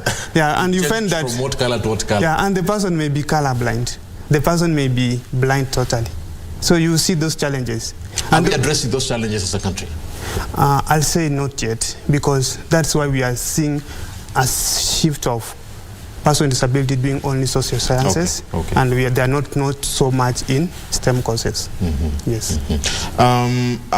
Let's talk about access to quality health information. Are we there for persons with disabilities? Remember, digital accessibility. Digital accessibility. So that one means that if it is access to information, it is access to information in terms of digital information. Yes. That then first allow me to speak about the physical information. is there government health services that are offering information or capacity building on, say, braille papers for persons who are blind? I think if there is, there are very few. Have you seen them? Personally, no. So that's why I'm asking, is it really viable that we are promoting health for all, but we are leaving another section of the population out? Now, if we go to online services, you find that, let's say, the Ministry of Health will post a message on their websites for the country or the population to see. And then you find that this information is not in accessible format. It is in a pictorial form. The picture is not described. And then you find that persons who are maybe blind, there's no, for the videos, there's no captions for persons who cannot hear. And also we have websites that are not easily navigable. So you find that persons with disabilities are really left out, and we can say that they are not fully covered in health matters. Yeah. And there's more that needs to be done. Yeah, that goes to self-portals like NHIF. You are likely to find that you should be making payments yourself, but then the mode of payment is not accessible. So what is the country doing to ensure that persons with disabilities are independent and self-reliant? Okay, so many things are being put into play here, and I love the fact that Nicodemus, you're talking about the challenges that we are facing, and that you're saying we are not yet there. We are not yet. The theme for International Women's Day last year was technology for all. Yes. I think you remember that. Yes. And we were talking about digit all. That was the theme. Yes. Digit all. Yes. Do you feel like actually we've covered people with disabilities? And I'm looking at how we can address even people with disabilities that are women, for example, who have multiple challenges in the society. We are talking about access to school, access to money, and now technology. Is digit all really digit all? Let me say that when we had that event, I had an opportunity of attending one. Oh, you were there? Yes. All right. And at Kiktanet, we actually hosted one, and one of our team members participated. Let me say that digital, we are not yet inclusive of all the population in terms, let me say first, for women. You find that there is a call that more women should come into tech. More women should be involved in digital matters. Yes. That's a call, right? But remember, the issue of gender is now cross-cutting towards persons with disability. Remember, there is also gender in disability. Exactly. So not only that disabilities are on its own, it's not a unique sphere or an isolated sphere. You cannot say you're dealing with gender alone, and you cannot say persons with disabilities alone. Yeah. They cut across. So you imagine there's women here who are having challenges in the digital space, but then this person still has a disability. So that's an added layer of maybe difficulty. So I'll say that, yes, there's much efforts being put, but we are not yet there. There is much to be done. There's programs that should be launched, programs that should be put in place, or implementation frameworks that ensure that persons with disability who are female have access to digital space. They are able to participate fully. They are able to have assistive devices and other supportive features that will enable them participate fully in digital matters. Yes. So you're saying we need to launch events. We need to have projects that propel persons with disabilities or people with disabilities in terms of digital accessibility. Yes. There is one that you're having. Yes. For government website accessibility, is that so? Yeah. Tell me about that. Yeah, we mentioned that one. It's an ongoing work, and 18th this month we are going to launch that. This is a program that we worked on, and we saw that we should do a research on accessibility of government websites, because we want to know where are we. Yeah. It's not an audit; it is assessment. We want to know where are we, so that when we open up the discussion, it is evidence-based. And who are we expecting to be the attendees of this particular forum? We have invited the government ministers. We have invited all CBOs and also stakeholders like National Council of Persons with Disabilities. They'll be there, they'll be launching the program, and we will be having a great discussion to ensure that this evidence is used to formulate policies and also come up with the implementation frameworks on ensuring that there's digital accessibility of government websites. Nicodemus, of course time is not on our side there, and I just want to give you time to have a final word on this. What are your recommendations? We've talked about a raft of challenges for persons with disabilities. As we bring this conversation to a close, your parting shot here, recommendations towards these particular challenges we've mentioned, if there are. The first recommendation is that let's put the evidence on the table first. And when I say that, it's like the work we are doing on assessing the government websites. And the second thing is that let's have persons with disabilities at the table. Let them say or have a say on their lived experience. What challenges are they having? How do they need this conversation to go on, so that we don't say on their behalf. I think there is a famous quote that nothing for us without us. So if it is about us, allow us please to be there. All right. Engage more them. The government, is the 5% hiring working in all your ministry and sectors? Is it really in place? So we want to ensure that let's be inclusive in all the spheres of the economy. Let's be inclusive in all political spheres and social spheres to ensure that everyone develops economically and we move the country forward. All right. Yeah, thank you so much. And it is on that note that we bring this conversation to a close. It was all about people with disability and technology right here on KBC Channel 1. Good morning, Kenya. My name is Ram Maguko. We're taking a short break. We'll be back in a bit. This is KBC.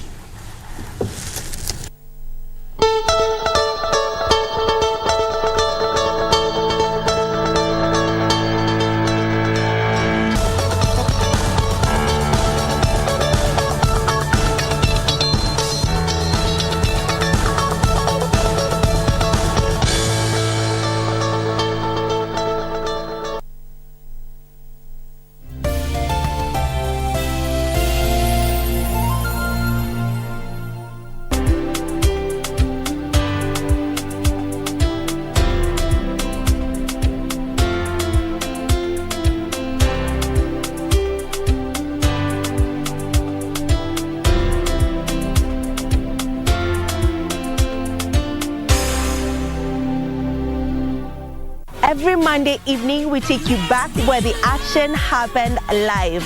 We'll let you know what you missed, even if you were present. And our goal is to continue supporting our own. From the latest celebrity buzz, fashion, music, and all manner of youth talents, the Grapevine cameras rove all week to bring you the latest in the enormous entertainment scene.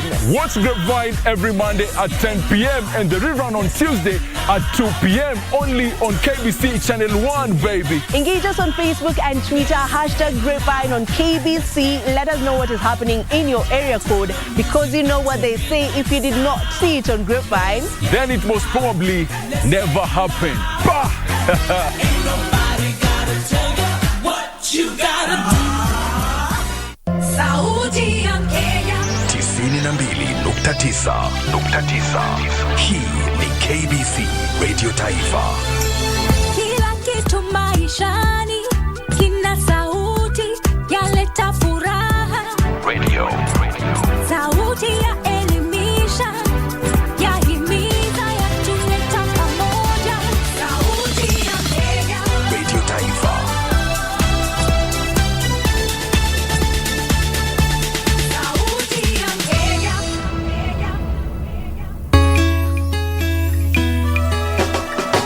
sukari sasa mama. Unajisumbua kuita madaktari hapa. Si mimi anabimaga na kilo goba hivi. Hali yake nakwambia mambo yake inataka kuisha. Anataka kufanya nini? Kutuwacha. Ukikubali tutafanya hii ya kutoa ile migi ya kudonate hapo sasa tutaweka kwa fegi na hiyo ndio itasaidia watu wengine kama ni wako wagonjwa. Kwa benki?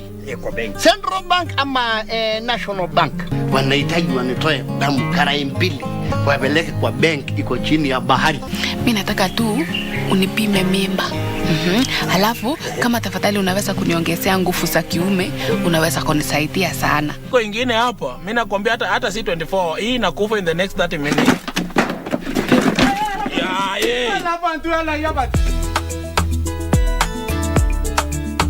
Welcome to Take on Tech. This is the show that keeps you updated on everything you need to know about technology.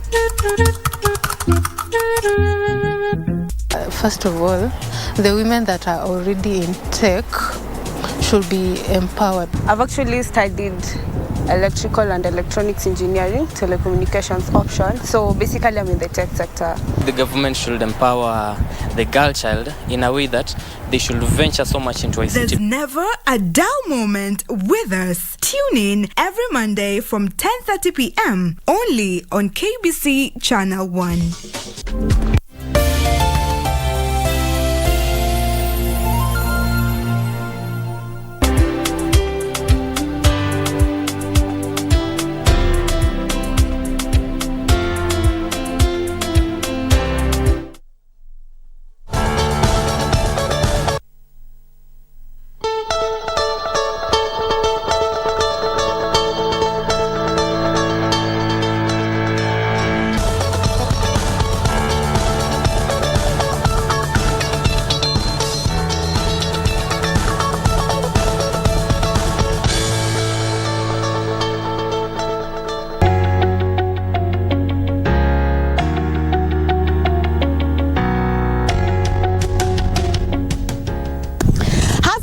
Been on a picnic? I'm sure a lot of you would say yes. It just needs an open space, your leso or kanga. But I'm talking about a different kind of picnic. There's a growing trend in Kenya where you can have a picnic especially curated for you with a touch of luxury. It's a new business, so there are opportunities for you. And I will be speaking to Njoki. She is the expert, and we all know the business. Picnics by Njoki. Njoki, how are you today? Fine, this is so beautiful. Thank you so May much. I join you? Yes. Thank you. Sitting with Njoki allows me to taste the modern picnic with soft cushions, table laid out, beautiful decor, 4-course meal ordered, and cutlery arranged like a 5-star hotel. It's a great way to enjoy the outdoors, and even better, you don't have to worry about cleaning up afterwards. Njoki's staff will clean up after you. At the peak of COVID-19 pandemic, Njoki's friend wanted to have a birthday party, but her options were limited as events organized in companies and restaurants were closed.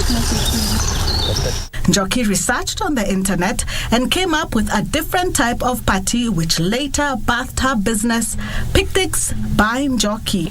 And I said, because I love doing some decor, I just said I'll bring some cute things to put, so that the picnic can look really nice. Now, once we did that, we posted and we'd get feedback like, who did this for you? How much did they charge? And that time, I was just doing it for fun. And that's when we realized, oh my, so guys can actually pay for this.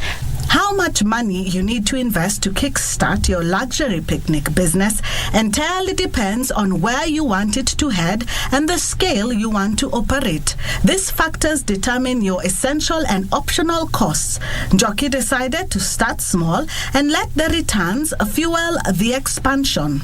Said, let me start with around 20 people. So now this means from cutlery, from plates, from vases, the pillows, everything, and just 5 tables, because now 5 tables we are able to fit 20 people perfectly. So now with 120,000 I was able to, to buy these things, and with that budget I wasn't able to get, high quality items. I started with plastic things, from the cups, the plates, but now as we're progressing I was able now to, use the polished items, from gold cutlery to ceramic ceramic plates. Njoki uses social media to advertise her business and says social media has an advantage over traditional media platforms as it can spread information about her business in a quick and cost-efficient manner. We mostly use digital advertisement. We'll post on Instagram, we'll pay for that, and also use influencers and by doing collaborations, because now you see people really follow these influencers. One of the major challenges is a generational gap. A majority of her clients are aged 40 and below, but the company is creating packages that accommodate the older generation. Also, being an outdoor business, weather poses a threat, especially with the unpredictable weather seen in Nairobi in the recent weeks. It's time to do outdoor things, so of course the weather is going to be a challenge for us because people want something outdoors. It means it needs to be very sunny, it needs to be very, it's not even raining at all. So now that's the biggest challenge, of course. And now once we bring in tents, it now becomes, it's no longer a picnic. Now it's going to be like a small gathering. It's not even that cute. Even for 2 people, you can't even now bring a huge tent just for people to fit there. But now at least now we are able to, with these challenges, we realize, now we can actually bring now smaller tents for people to fit in there.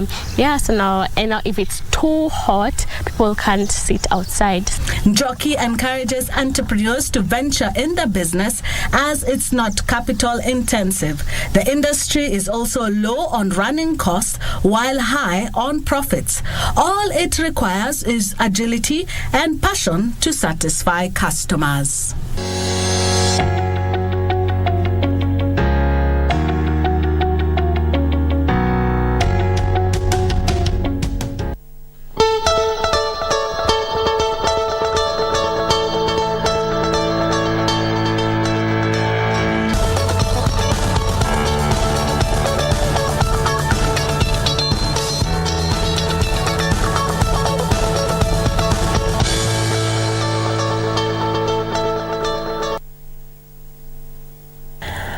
Exactly 11 minutes past 9 a.m. Time for us to navel gaze on family matters now for our Family Check segment. And we look at handling failure in life, whilst this is considered or looked at as one of the integral parts of life. But what exactly causes this? What are the reasons surrounding failure, for instance, and just how do you navigate this as an individual? This is what forms base of our discussion, and I have created FaceTime with Geoffrey Ongwae, who's the director, G-Talks and Mentorship. Karibu sana to the program, Geoffrey. Thank you, my sister. Let me just start with you telling us very quickly what G-Talks and Mentorship is all about. What exactly do you deal with? That's my network, and it is registered. I do a lot of mentorship to schools. All right. I talk to principals, I talk to teachers, I talk to students, and I've been to various companies for motivation talks. Yeah. So then when you say schools, this is high schools, universities? High school, universities. Yeah. For how long have you been doing this as a person? This is now 17 years. Wow, that's quite a long time. Yeah. I started when I was working in high school for 9 years as a chaplain. Then when the work was too much, I moved out. When the work was too much as a chaplain? No, invitations from failures. To talk to students? Yeah. All right. And I'm a writer. Okay. I've written 12 titles. 12 books? Yeah. We'll come to that in a short while. So then when you say when the work was too much, with regards to you being called to talk to high schoolers, you also do this for university students? Yes. All right, so then to university students as well.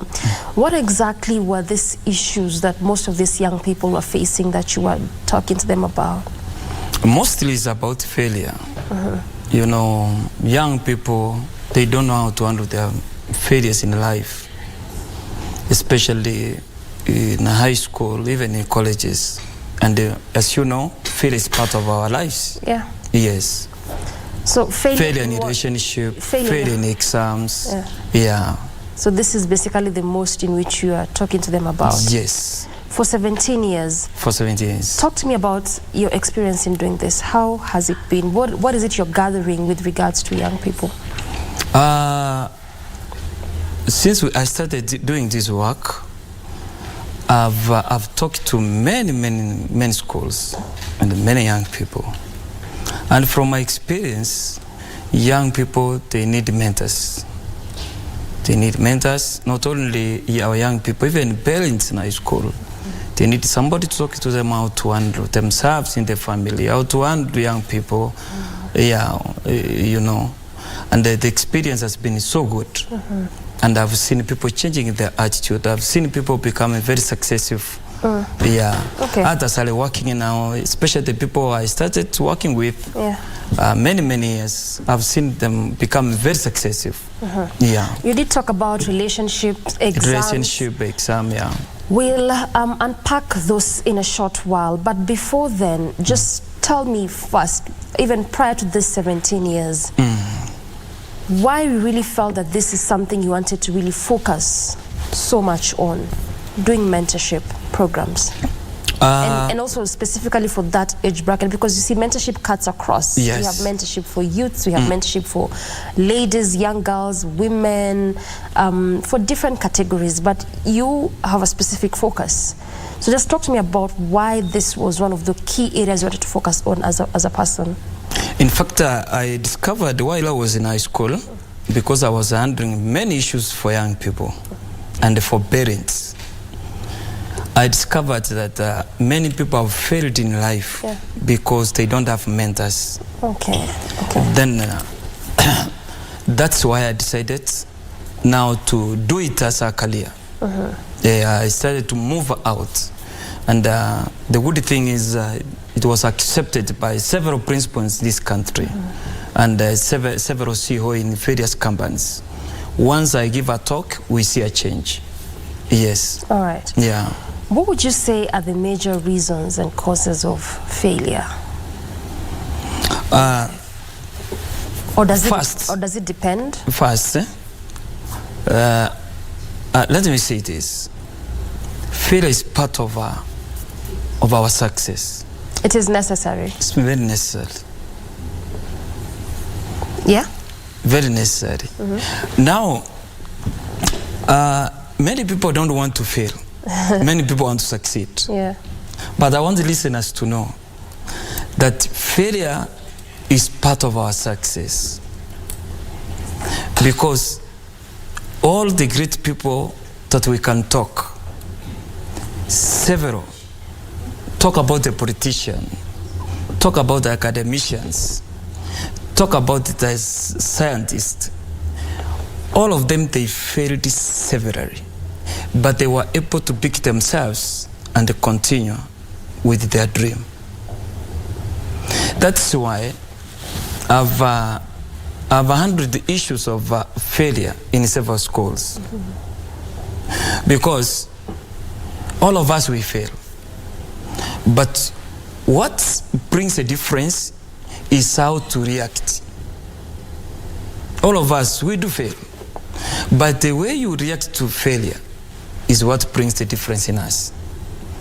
Others, they are not able to pick themselves and continue with their journey.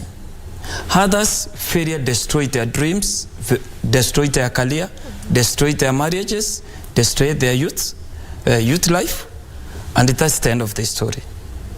That's why the topic that we are handling here today is very, very important for our listeners. That we must be able to know that failure is part of our lives, part and parcel. We can't avoid it.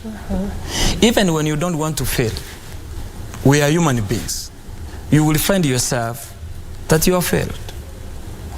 Maybe in marriage, maybe in business, maybe in a career. You will find yourself that something has happened that you never expected. Now, the way you handle yourself, that's why I've said that people should look at the failure as something very important. Yeah. Do you see? Because failure gives us a new beginning. Imagine there's somebody who was sacked 2 years ago. But today, you will find that person is very successful. Because he failed. Because he failed. Do you see? There's somebody who failed maybe in in marriage. But because she or he was able to call himself very successful today, that's why people should be taught on how to call themselves. After you have failed, how can you call yourself? How can you pick yourself? Do you see? That's why I've said that many people, once they have failed, the problem is they brand themselves. They label themselves by the mistakes that has happened. That's why I want to tell our listeners, you should be able to differentiate between failing as a person and failing as an event. What is the difference now that you said it? You know, like now, let me say, if you have failed in an exam, that's an event. If you have failed, your business has failed, that's an event, not you. So what is you failure? You will only become a failure when you accept it in your mindset. Okay. Do you see? Because if you have not accepted in your mind, do you think that's one thing that is always missing, that we do not differentiate, just the way you're saying, the difference between failure as an event and failing as an individual, so that when anything happens, we just ultimately think and we profess and say, I'm a failure in this area of life, that we do not know the difference between Yes, many people, they don't know the difference. That's why we want our listeners to know that failing as a person is a different thing, and failing as an event is a different thing. When something has happened outside your life, that's an event. You can be able to pick yourself and continue. If you have failed in business, you as a person, your value remains. You don't change. Your value remains. You don't change. You are the same person. Do you see? And what is happening inside you is more powerful than what is happening outside. How do you get to understand that? That's why we are talking now to people to understand. Because some of the things people cannot able to understand that. How do you even just help us also understand this, again, from your experience, your practice, what you've seen in the past 17 years as you do this, especially when it comes to value? Yes. And perhaps you can even give this in terms of examples, because you realize that life is changing, times are changing. What is considered even valuable now may not be what was considered then, but there's some things that will always remain constant. So that understanding who you are as a person and your value system, how important is this whilst someone is even growing and becoming who they are? Let me tell you, my sister, people who have succeeded in this life, there are those who have valued themselves, who say, no matter what is happening outside my life, it will never stop me from achieving my dream. Do you see? Something will happen. What is the measure of someone's value? Somebody's value. Yeah. The way you know yourself. So knowing yourself, knowing who you are. Discovering who you are. You know, some of them, we have two important days in this world. The day you were born, the day you will discover why you were born, who you are. Do you see? Who are you? How do you know yourself?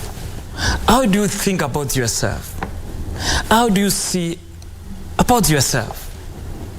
Like now, there are people today, yes, they are poor, yes, they are struggling, but inside them, they are seeing where they will be 10 years to come. No matter what is happening, they will continue to say, I know who I am. What is happening outside is an event. It is temporal. So knowing who you are is tied to one's purpose, or what exactly is this? Yes, knowing what you can do with this life. Do you see? Yeah. And that is a mistake that many people have. In fact, wengi sana watu wengi tumeongea na wao. Hata unauliza mtu, who are you? What do you want to do? Where will you be 10 years to come? Where will you 20 years to come? Where do you see yourself? Do you see? Yeah. Because this one will be able to guide you. Whatever is happening, you will say, I know myself. What is happening outside, it will never destroy my future, destroy my dream, destroy myself. I want us to get a bit practical about this, Geoffrey. Do we have like steps to enable someone know who they really are? Why I ask this is because often than not, you would even ask someone, what is your purpose? And they will tell you what they are doing. Like someone would ask, you know, me, what is your purpose? And I would say, I'm a journalist. That's not my purpose. That's what I'm doing. And sometimes we do not know the difference between your job and your work, who you are and what you do. Those are two distinct things. So then, what is the proper mechanism and ways for people to understand this? Because you realize even as adults, people don't really know who they are. So that even when something happens within their workspace, it would really depress them so much so. Because their life revolved around what they do, not necessarily who they really are. Do you have steps? You know, in life, we have stages. Stage number one is stage of innocence. Stage when you don't know you about yourself. Like in our kids of grade maybe 2, 3, 4, 5. That's a stage of innocence. They don't know themselves. Stage number 2 is stage of searching. Stage of searching is from 10, you know, up to around 20 years. You are searching, who am I? Who am I? Do you see? What is my value? What is my potential? Sorry. What is my potential? What can I do? Do you see? What do I carry in me? Do you see? Now, this is the stage where now you search yourself.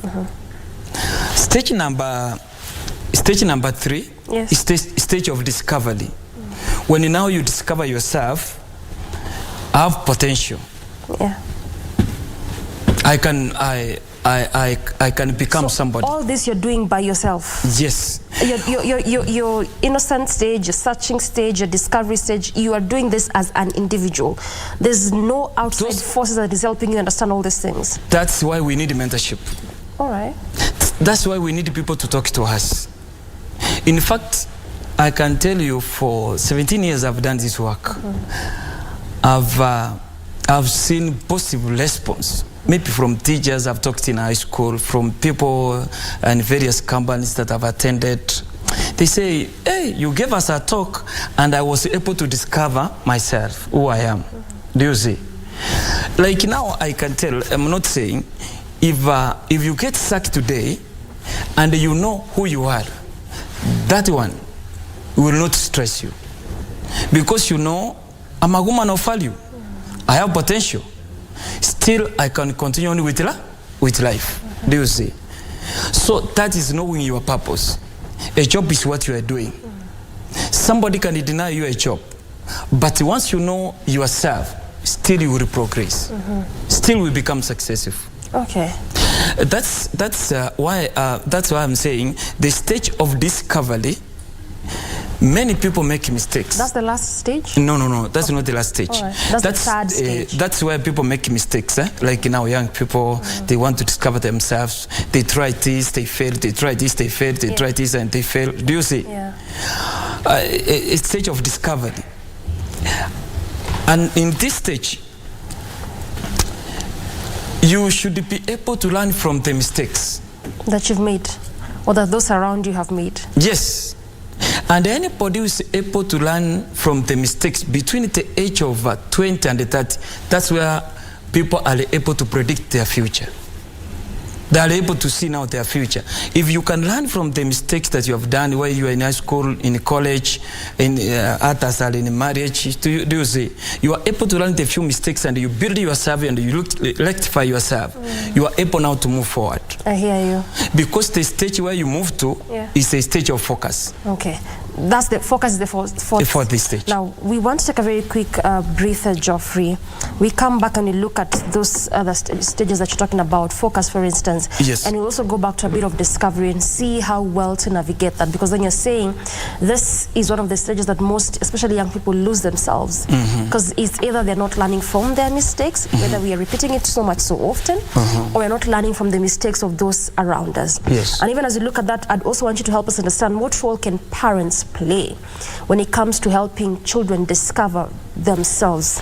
Good. As well as now looking at the solutions and how to handle this, because as you're saying, it's integral. Yeah. Whether you like it or not, at some points in life, in whatever capacity, you experience failure. But how to pick yourself, how to manage it when it's happening, and how to pick yourself from that.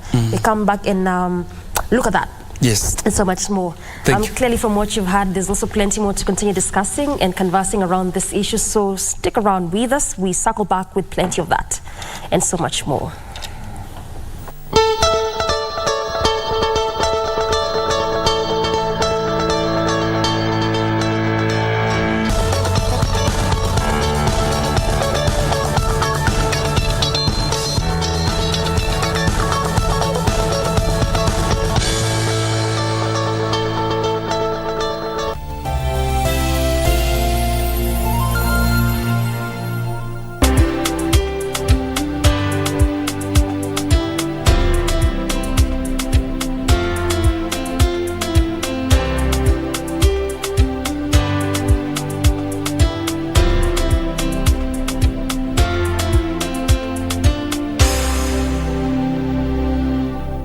To get Skizatune Hail Mary, dial *811 *963 hash. Hail Mary, full of grace, the Lord is with thee.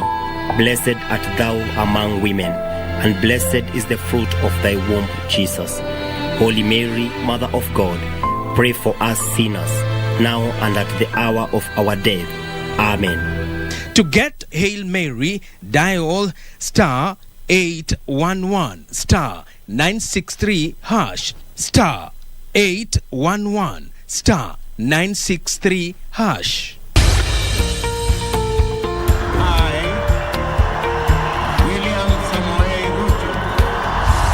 After the dust settled on rigorous campaigns, Kenyans are waiting for elected leaders to deliver on their pledges. Have you used the Hustler Fund? Will your children sleep hungry when you can borrow 500 or 1,000 shillings and they have some food on the table? So the 500 you're giving me now is my purchasing power has literally been diminished comparing to probably even January or December. But how have the leaders performed so far?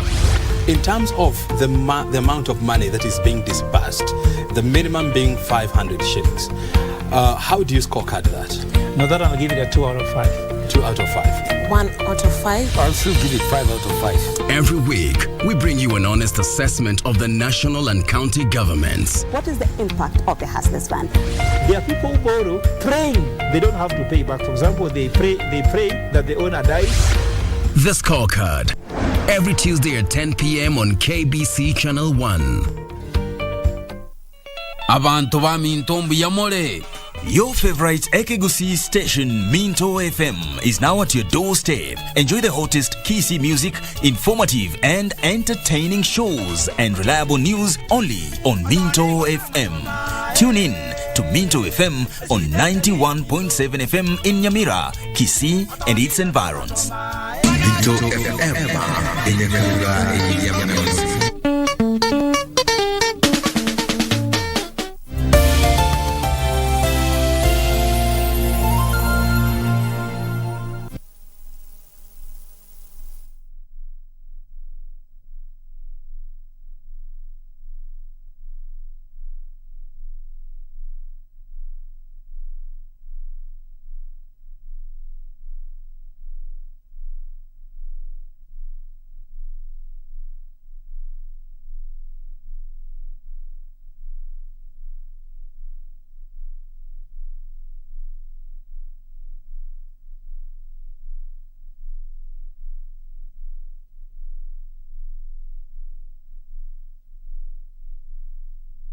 We took that break, Geoffrey. We're looking at the 4 stages that you're really explaining to us. Yes. We looked at the innocence, searching, discovery stage. And you did say the last stage is the focus? Focus stage. Focus stage. Yes. But before we get to focus, a bit on discovery. This is where you're saying we have a lot of the young people, young bracket. And this is that stage where you actually find yourself so much so, or you completely lose it. Yes. So then, what needs to be happening at this point? This is a stage where our young people need mentors. Mentorship. The parents should be able to talk to their children because they go through a lot. Others are the adolescent stage, others have failed, wengine wamekuwa na boyfriend, wamekuwa dumped, wengine wamekuwa na watoto. Do you see? So there's a lot going on during that stage. Others have tried, they have failed. You know, there's a lot of failure in between here. And as you know, once somebody has failed, if he cannot be able to pick himself well, he can remain stuck the whole of his life. But if he's able to pick himself well, he can continue. And that one can happen when our teachers and maybe even the CEO of the company, where maybe these young people are working, they can be able to give mentorship to our young people. A few days ago, I was in Equity Bank, and the manager was complaining, telling me, this young person, nikamwambia, this is a young person, please give him a chance. Because failing once, it does not brand you a failure. Once you pick yourself and you get somebody who can talk to you, you can be a better person. Yeah. You know. And one thing we talk about that is our young people should be able to learn from the mistakes that they have made. Because failure is a learning experience. Once you have failed, even in marriage, even in business, even in your career, is a learning experience. You must ask yourself, why have I failed? And be very sincere to yourself. I failed because I joined a bad group. I failed because I was not able to control my emotions. I failed because I was less. I failed because I did not have a dream. Do you see? So, at least at this age, at this stage, you be able to learn very fast. That's why we are helping our young people, even other people, to understand that once you have failed, that's not the end of life. You did say that, and you gave the example of Equity Bank, and so then that orients me to perhaps ask, do you think that even in workstations we need to be having counselors or counseling sessions? Yes, very true. In fact, in every company, they should invite maybe a speaker who knows maybe how to mentor these young people. Because of the stage, youth stage, they are not able to control themselves. They mess up with their work. Do you see? Others they drink, others relationship, do you know? But once they are guided well, let me tell you, they become very powerful. That's why they say anybody who is powerful today, powerful leaders, you know, the CEOs, there was a day he was mentored. Yeah, I hear you. That also poses as a challenge, especially when you look at young generation of now. We feel we know a lot. And when you look at this generation right now, it's the generation I should say that most young people have really gone to school compared to perhaps previous generations. Sometimes that idea of someone feeling like they are learned, they're educated. So some would say, what are you really telling me? What new thing are you telling me? In that regard, because it's so much to say that there's lack of mentorship, but do they even really want to be mentored? From what you're gathering, do young people want to be mentored? Because when you look at the example I'm giving you, is that most would say, I know it all. In fact, we even say that the young is a generation of know-it-all. And the more it continues, they even know it all. Let me tell you, nobody is a monopoly of knowledge. True, very true. Are you getting? Yeah. We learn. Sometimes we learn from other people. In fact, the best thing you can do, learn from the mistakes of other people so that you can avoid yours. And learning, you must be humble, able to listen. Because we have a great future. There is no we can talk about our great future, great success without listening to others. Sometimes, not even wale wakubwa wetu, even there are people who are younger than us, but they can speak sense. They can speak sense to you. Are you getting? So that's why we want to advise our young people who are listening to us. Be humble. Be able to be mentored. Allow people to correct you. We make mistakes. And I want to tell you, anybody who does not allow people to correct you, that means you don't want to be successful. You are a candidate for failure. You are a candidate to be failure.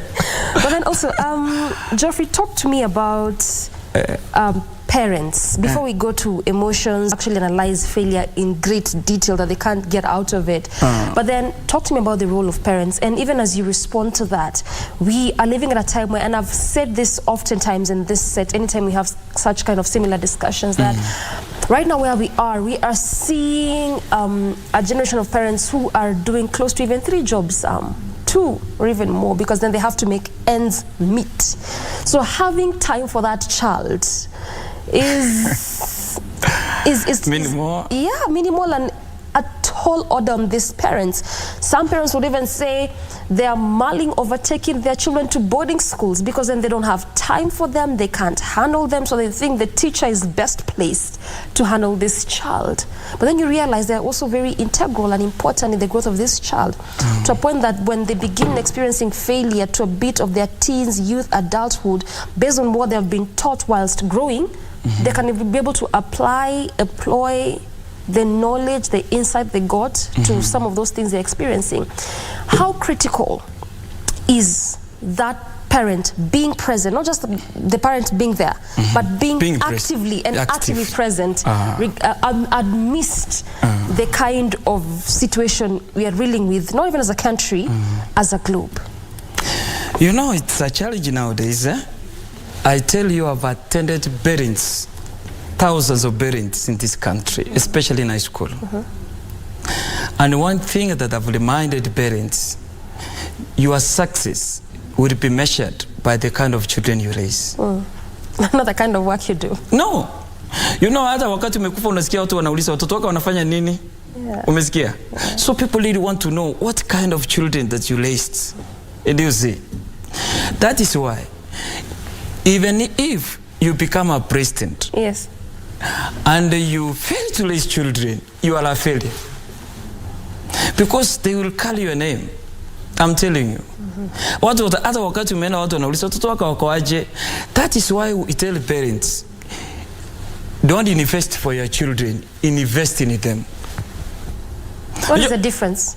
Investing for your children ni kuchenga nyumba, ununue shamba, alafu watoto hawa ikiwa watakuwa walevi na wenye wanakunywa hizi vitu zingine, unapata ya kwamba they will sell it. Are you get what I'm saying? But if you invest in them, they will be able to develop themselves. They will be able to buy land for themselves. Are you listening to what I'm saying? That is why we are telling parents who are listening to us, kindly, even me, I'm busy. I'm talking as a parent. My children are now teenagers. Create time for your children. Special time. Quality time. Have time to talk to your children. Kuwa na wakati tu unaenda nje. Unajua nimeona unapata hapa watu wako wanapeleka you take your friends out. Unachoma nyama, unasema leta kilo 2, leta kilo 3. Pipi yako na watoto wanateseka, hawajai kuona. Do you see? That's failing as a parent. That is why, you know, as a parent, you know, teachers, sometimes I'm telling you, the children we have nowadays, I've been to schools and I want to tell you, they are very cheap. Pretenders. When they're before the teachers, they pretend. Are you listening to what I'm saying? The one who can be able to know the children, or your children, or your daughter, or your son, is the parent. Umeona? Because mtoto wako uko na yeye, utachua huyu ni mwizi. Huyu ako very rude. Huyu ako hivi. When you spend time with that child, you will tell. Do you see? Yeah. Nowadays we have absent parents. Tumeacha wafanyakazi, wao ndio kila kitu. That's why nasema, if you are very busy, at least per month, per week, 1 day per week, go out with your children, be able to talk, especially wakati wameanza what we call teenager stage. Hapa sasa una feelings imeanza, sexual feelings imeanza, mambo ya drugs imeanza kuingia. Hapa ndio unatakikana ukuwe very keen looking at your children, the way they grow up. Unapata kifua kilikuwa flat, after a few days kimeanza kuja. Hapa nyuma you know, are you listening what I'm saying? A boy was speaking in soprano, a few days, unasikia bass. Yeah, so basically what you're saying is that pay attention. Pay attention, great time. Yeah. And you know, even as you keep talking about like the issue of drug, for instance, the substance abuse, just the latest survey indicates that Kakamega is actually topping that list. We had seen this mostly in the central part of the country, central region counties, but we're now seeing it moving to different parts. So clearly when you're saying parents to pay close attention, there's never going to be enough time. You just create it. Yeah, I hear you. Right, before we get further. And the quality time, when you go out, put off your phone. I hear you. Well said. Design your future now. This is your latest book. Yes. Just talk to me a bit about this particular book. What is its aim? How is it supposed to shape the minds of those who read it? Oh, yes. When I wrote that book, I discovered that God has given us ability to create our future. Do you see? Yeah. That's why tunasema, whatever you are doing today, it tells us the kind of future that you will have. Do you see? We can predict, all you as a person, you can predict your future by looking what you are doing today. Do you see? Yeah. So if a person can be able to design, what design do you want to become? What kind of a product do you want to become? Do you see? Where do you see yourself? Who are you? While you are in high school, while you are in college, where do you see yourself? Because once you have designed, that design will be a roadmap. It will guide you. Like now, if you are, let me say you are 27 years, 35 years, where will you be? What does your design say? You are an architect of your life. Do you see? Yeah. So that's why we don't want ile unasema nimeachia Mungu kila kitu. Hapana. You need to make a plan for your future. Unasema 30 years from now I will get married. 40 years from now I will be a doctor. 50 years from now I will be stable. So basically design your future. You design your future. And that is determined by what you're doing now. Yes. It shows in great lengths and heights the kind of person you're going to become in the next number of years. Yes. That's what you're saying. Also, another thing I'd want us to really talk about is emotions. Showing of emotions whilst handling failure. We are living in a time, and this specifically for males, and going by the background and history of our African culture, where men are taught and told not to cry. Don't be strong. Be strong. And much as this might sound as a cliche, it's actually the reality. Truth be told, even in this 21st century, they don't cry. Most of them, they don't show emotions. And it's also an important part while you're handling failure. That's why I want to tell you, when you are handling failure, you must be very careful. You know, failure is discouraging. You know, maybe you have failed in marriage. You will ask yourself, sister zangu atasemaje? My father atasemaje? Do you know? About the surrounding? Now you become emotional. Do you see? Yes. That is why once you have failed as a person, be able to control your emotions. build what we call a strong belief system. How do you control your emotions? Emotions is very easy. You know, attitude is the way you feel towards yourself. Are you get what I'm saying? Yeah. Like now, you can say, instead of writing everything on Facebook about me, let me contain myself. You know, nowadays people register emotions. Mtu anaandika anasema hii ilikuwa umbwa, sikuwa nimemjua, kuanzia leo tumeachana. After 1 month tunaona mmerudiana. Emotions. Do you know? And when you are emotional, you are not yourself. You drain a lot of energy. You think a lot. And at that time you think negatively concerning yourself. Do you see? But that is why we have said build what we call a strong belief system. Self-esteem. Umeona huyu msichana mwenye aliua mtoto juzi. What happened? Aliulizwa, why do you killed your daughter? Akasema, because of low self-esteem. So, number one, when you are very emotional, be very careful what you say. Do you get what I'm saying? Yeah. Because you can say something can destroy your marriage, can destroy your career. So be careful what you say. If you have nothing to say, keep quiet. Do you get what I'm saying? Number two, when you are very emotional, have a friend that you can talk to. Unasikia kuna mambo yamewaka moto. Have a friend. Have somebody you can, wanasema, a problem I've shared is half solved. So hata wanaume tunasema wakati huo, hata nilikuwa naongea na wale mwingine juzi nikawaambia, hata wakati pipi anakuchapa, have somebody you can tell pipi alinichapa usiku lakini usiambie mtu. So that you can release yourself. Because I hear you. So basically, nothing stops you from being emotional. Just control your emotions. In fact, human being, we are emotional, all of us. We're emotional beings. Yes. But the difference is, how do you control? How do you handle those emotions? How do you handle those emotions? Ndio unaona, sometimes when you are very emotional, walk away. Go and take tea, come back, you are relieved. Does the way in which one handles their emotion closely tied to their upbringing and how they were brought up? Or the events of life is what makes you know as a person, this is how I handle my emotions? Which is which? But, you know, we know ourselves. We know our weaknesses. You will never become a better person until you know your weaknesses.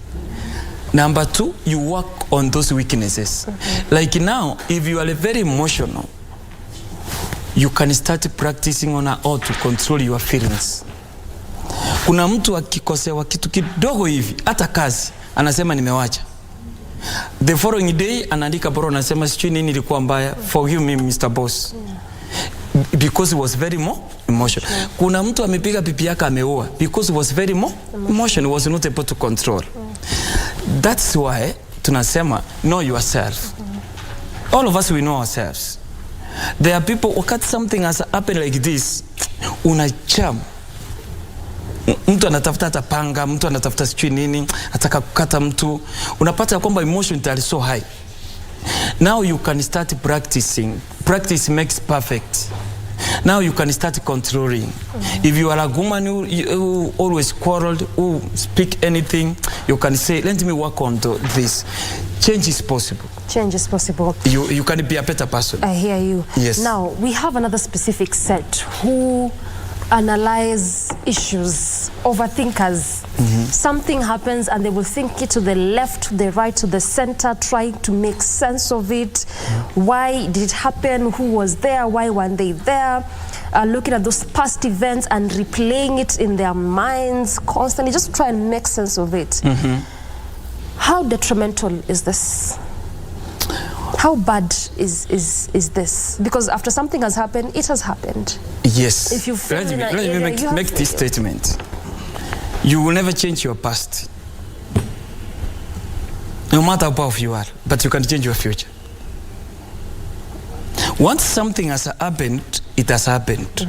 You must have these things in your life. Number one, accept.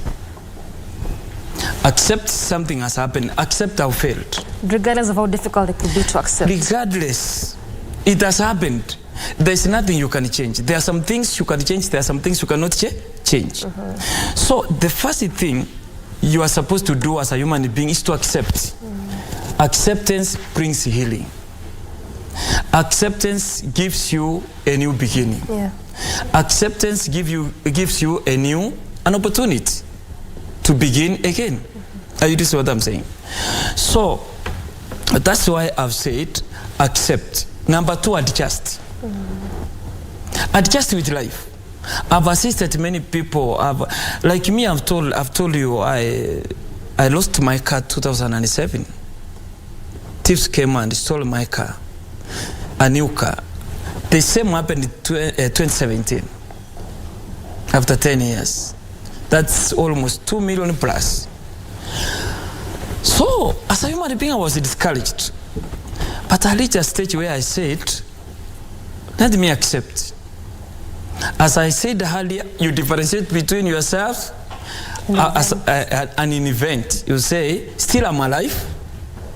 Still I can get another car. Still I can rise again. I can become better. Do you see? So you accept, you adjust. You accept, adjust. Yes. Number 3, you move. You move Advance. Advance. Advance. Continue on with life. That's why we say no matter what happens, tell yourself, I will continue on with life. You have failed, it's okay. But it's not the end. It's not the end. So you accept, you adjust, you advance. Yes. It has happened, there's really nothing much you can do about it. Yes. Don't relive the moment and trying to think of what you would have done better. Much as that's what we do, but in fact, those people become emotional and they're able to control it. They continue to remember the past. They continue to remember the past. What happens, they drain themselves, their energy, emotional energy. I hear you. That's why I'm saying accept, adjust, advance. Yes. Thank you very much, Geoffrey, for your time. Highly appreciate your inputs into this discussion. Thank you. Asante. That has been Geoffrey Ongwaya, Director, G-Talks and Mentorship. Definitely what was formed center of this discussion is looking at handling failure in life and possible ways to navigate that and move past your failure to success. Good place to end this conversation, and ultimately good morning Kenya from me and on behalf of the entire team. As usual, asante sana. Till tomorrow, have a beautiful Monday morning.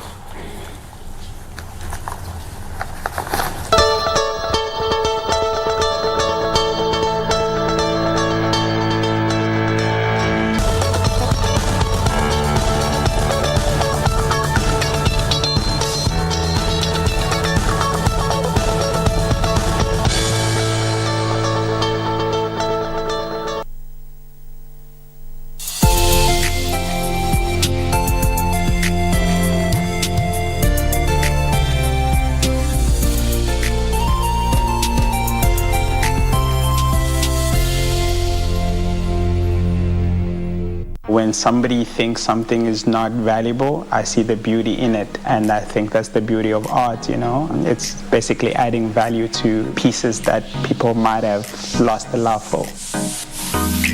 Hi, my name is Kabambi Mbiola.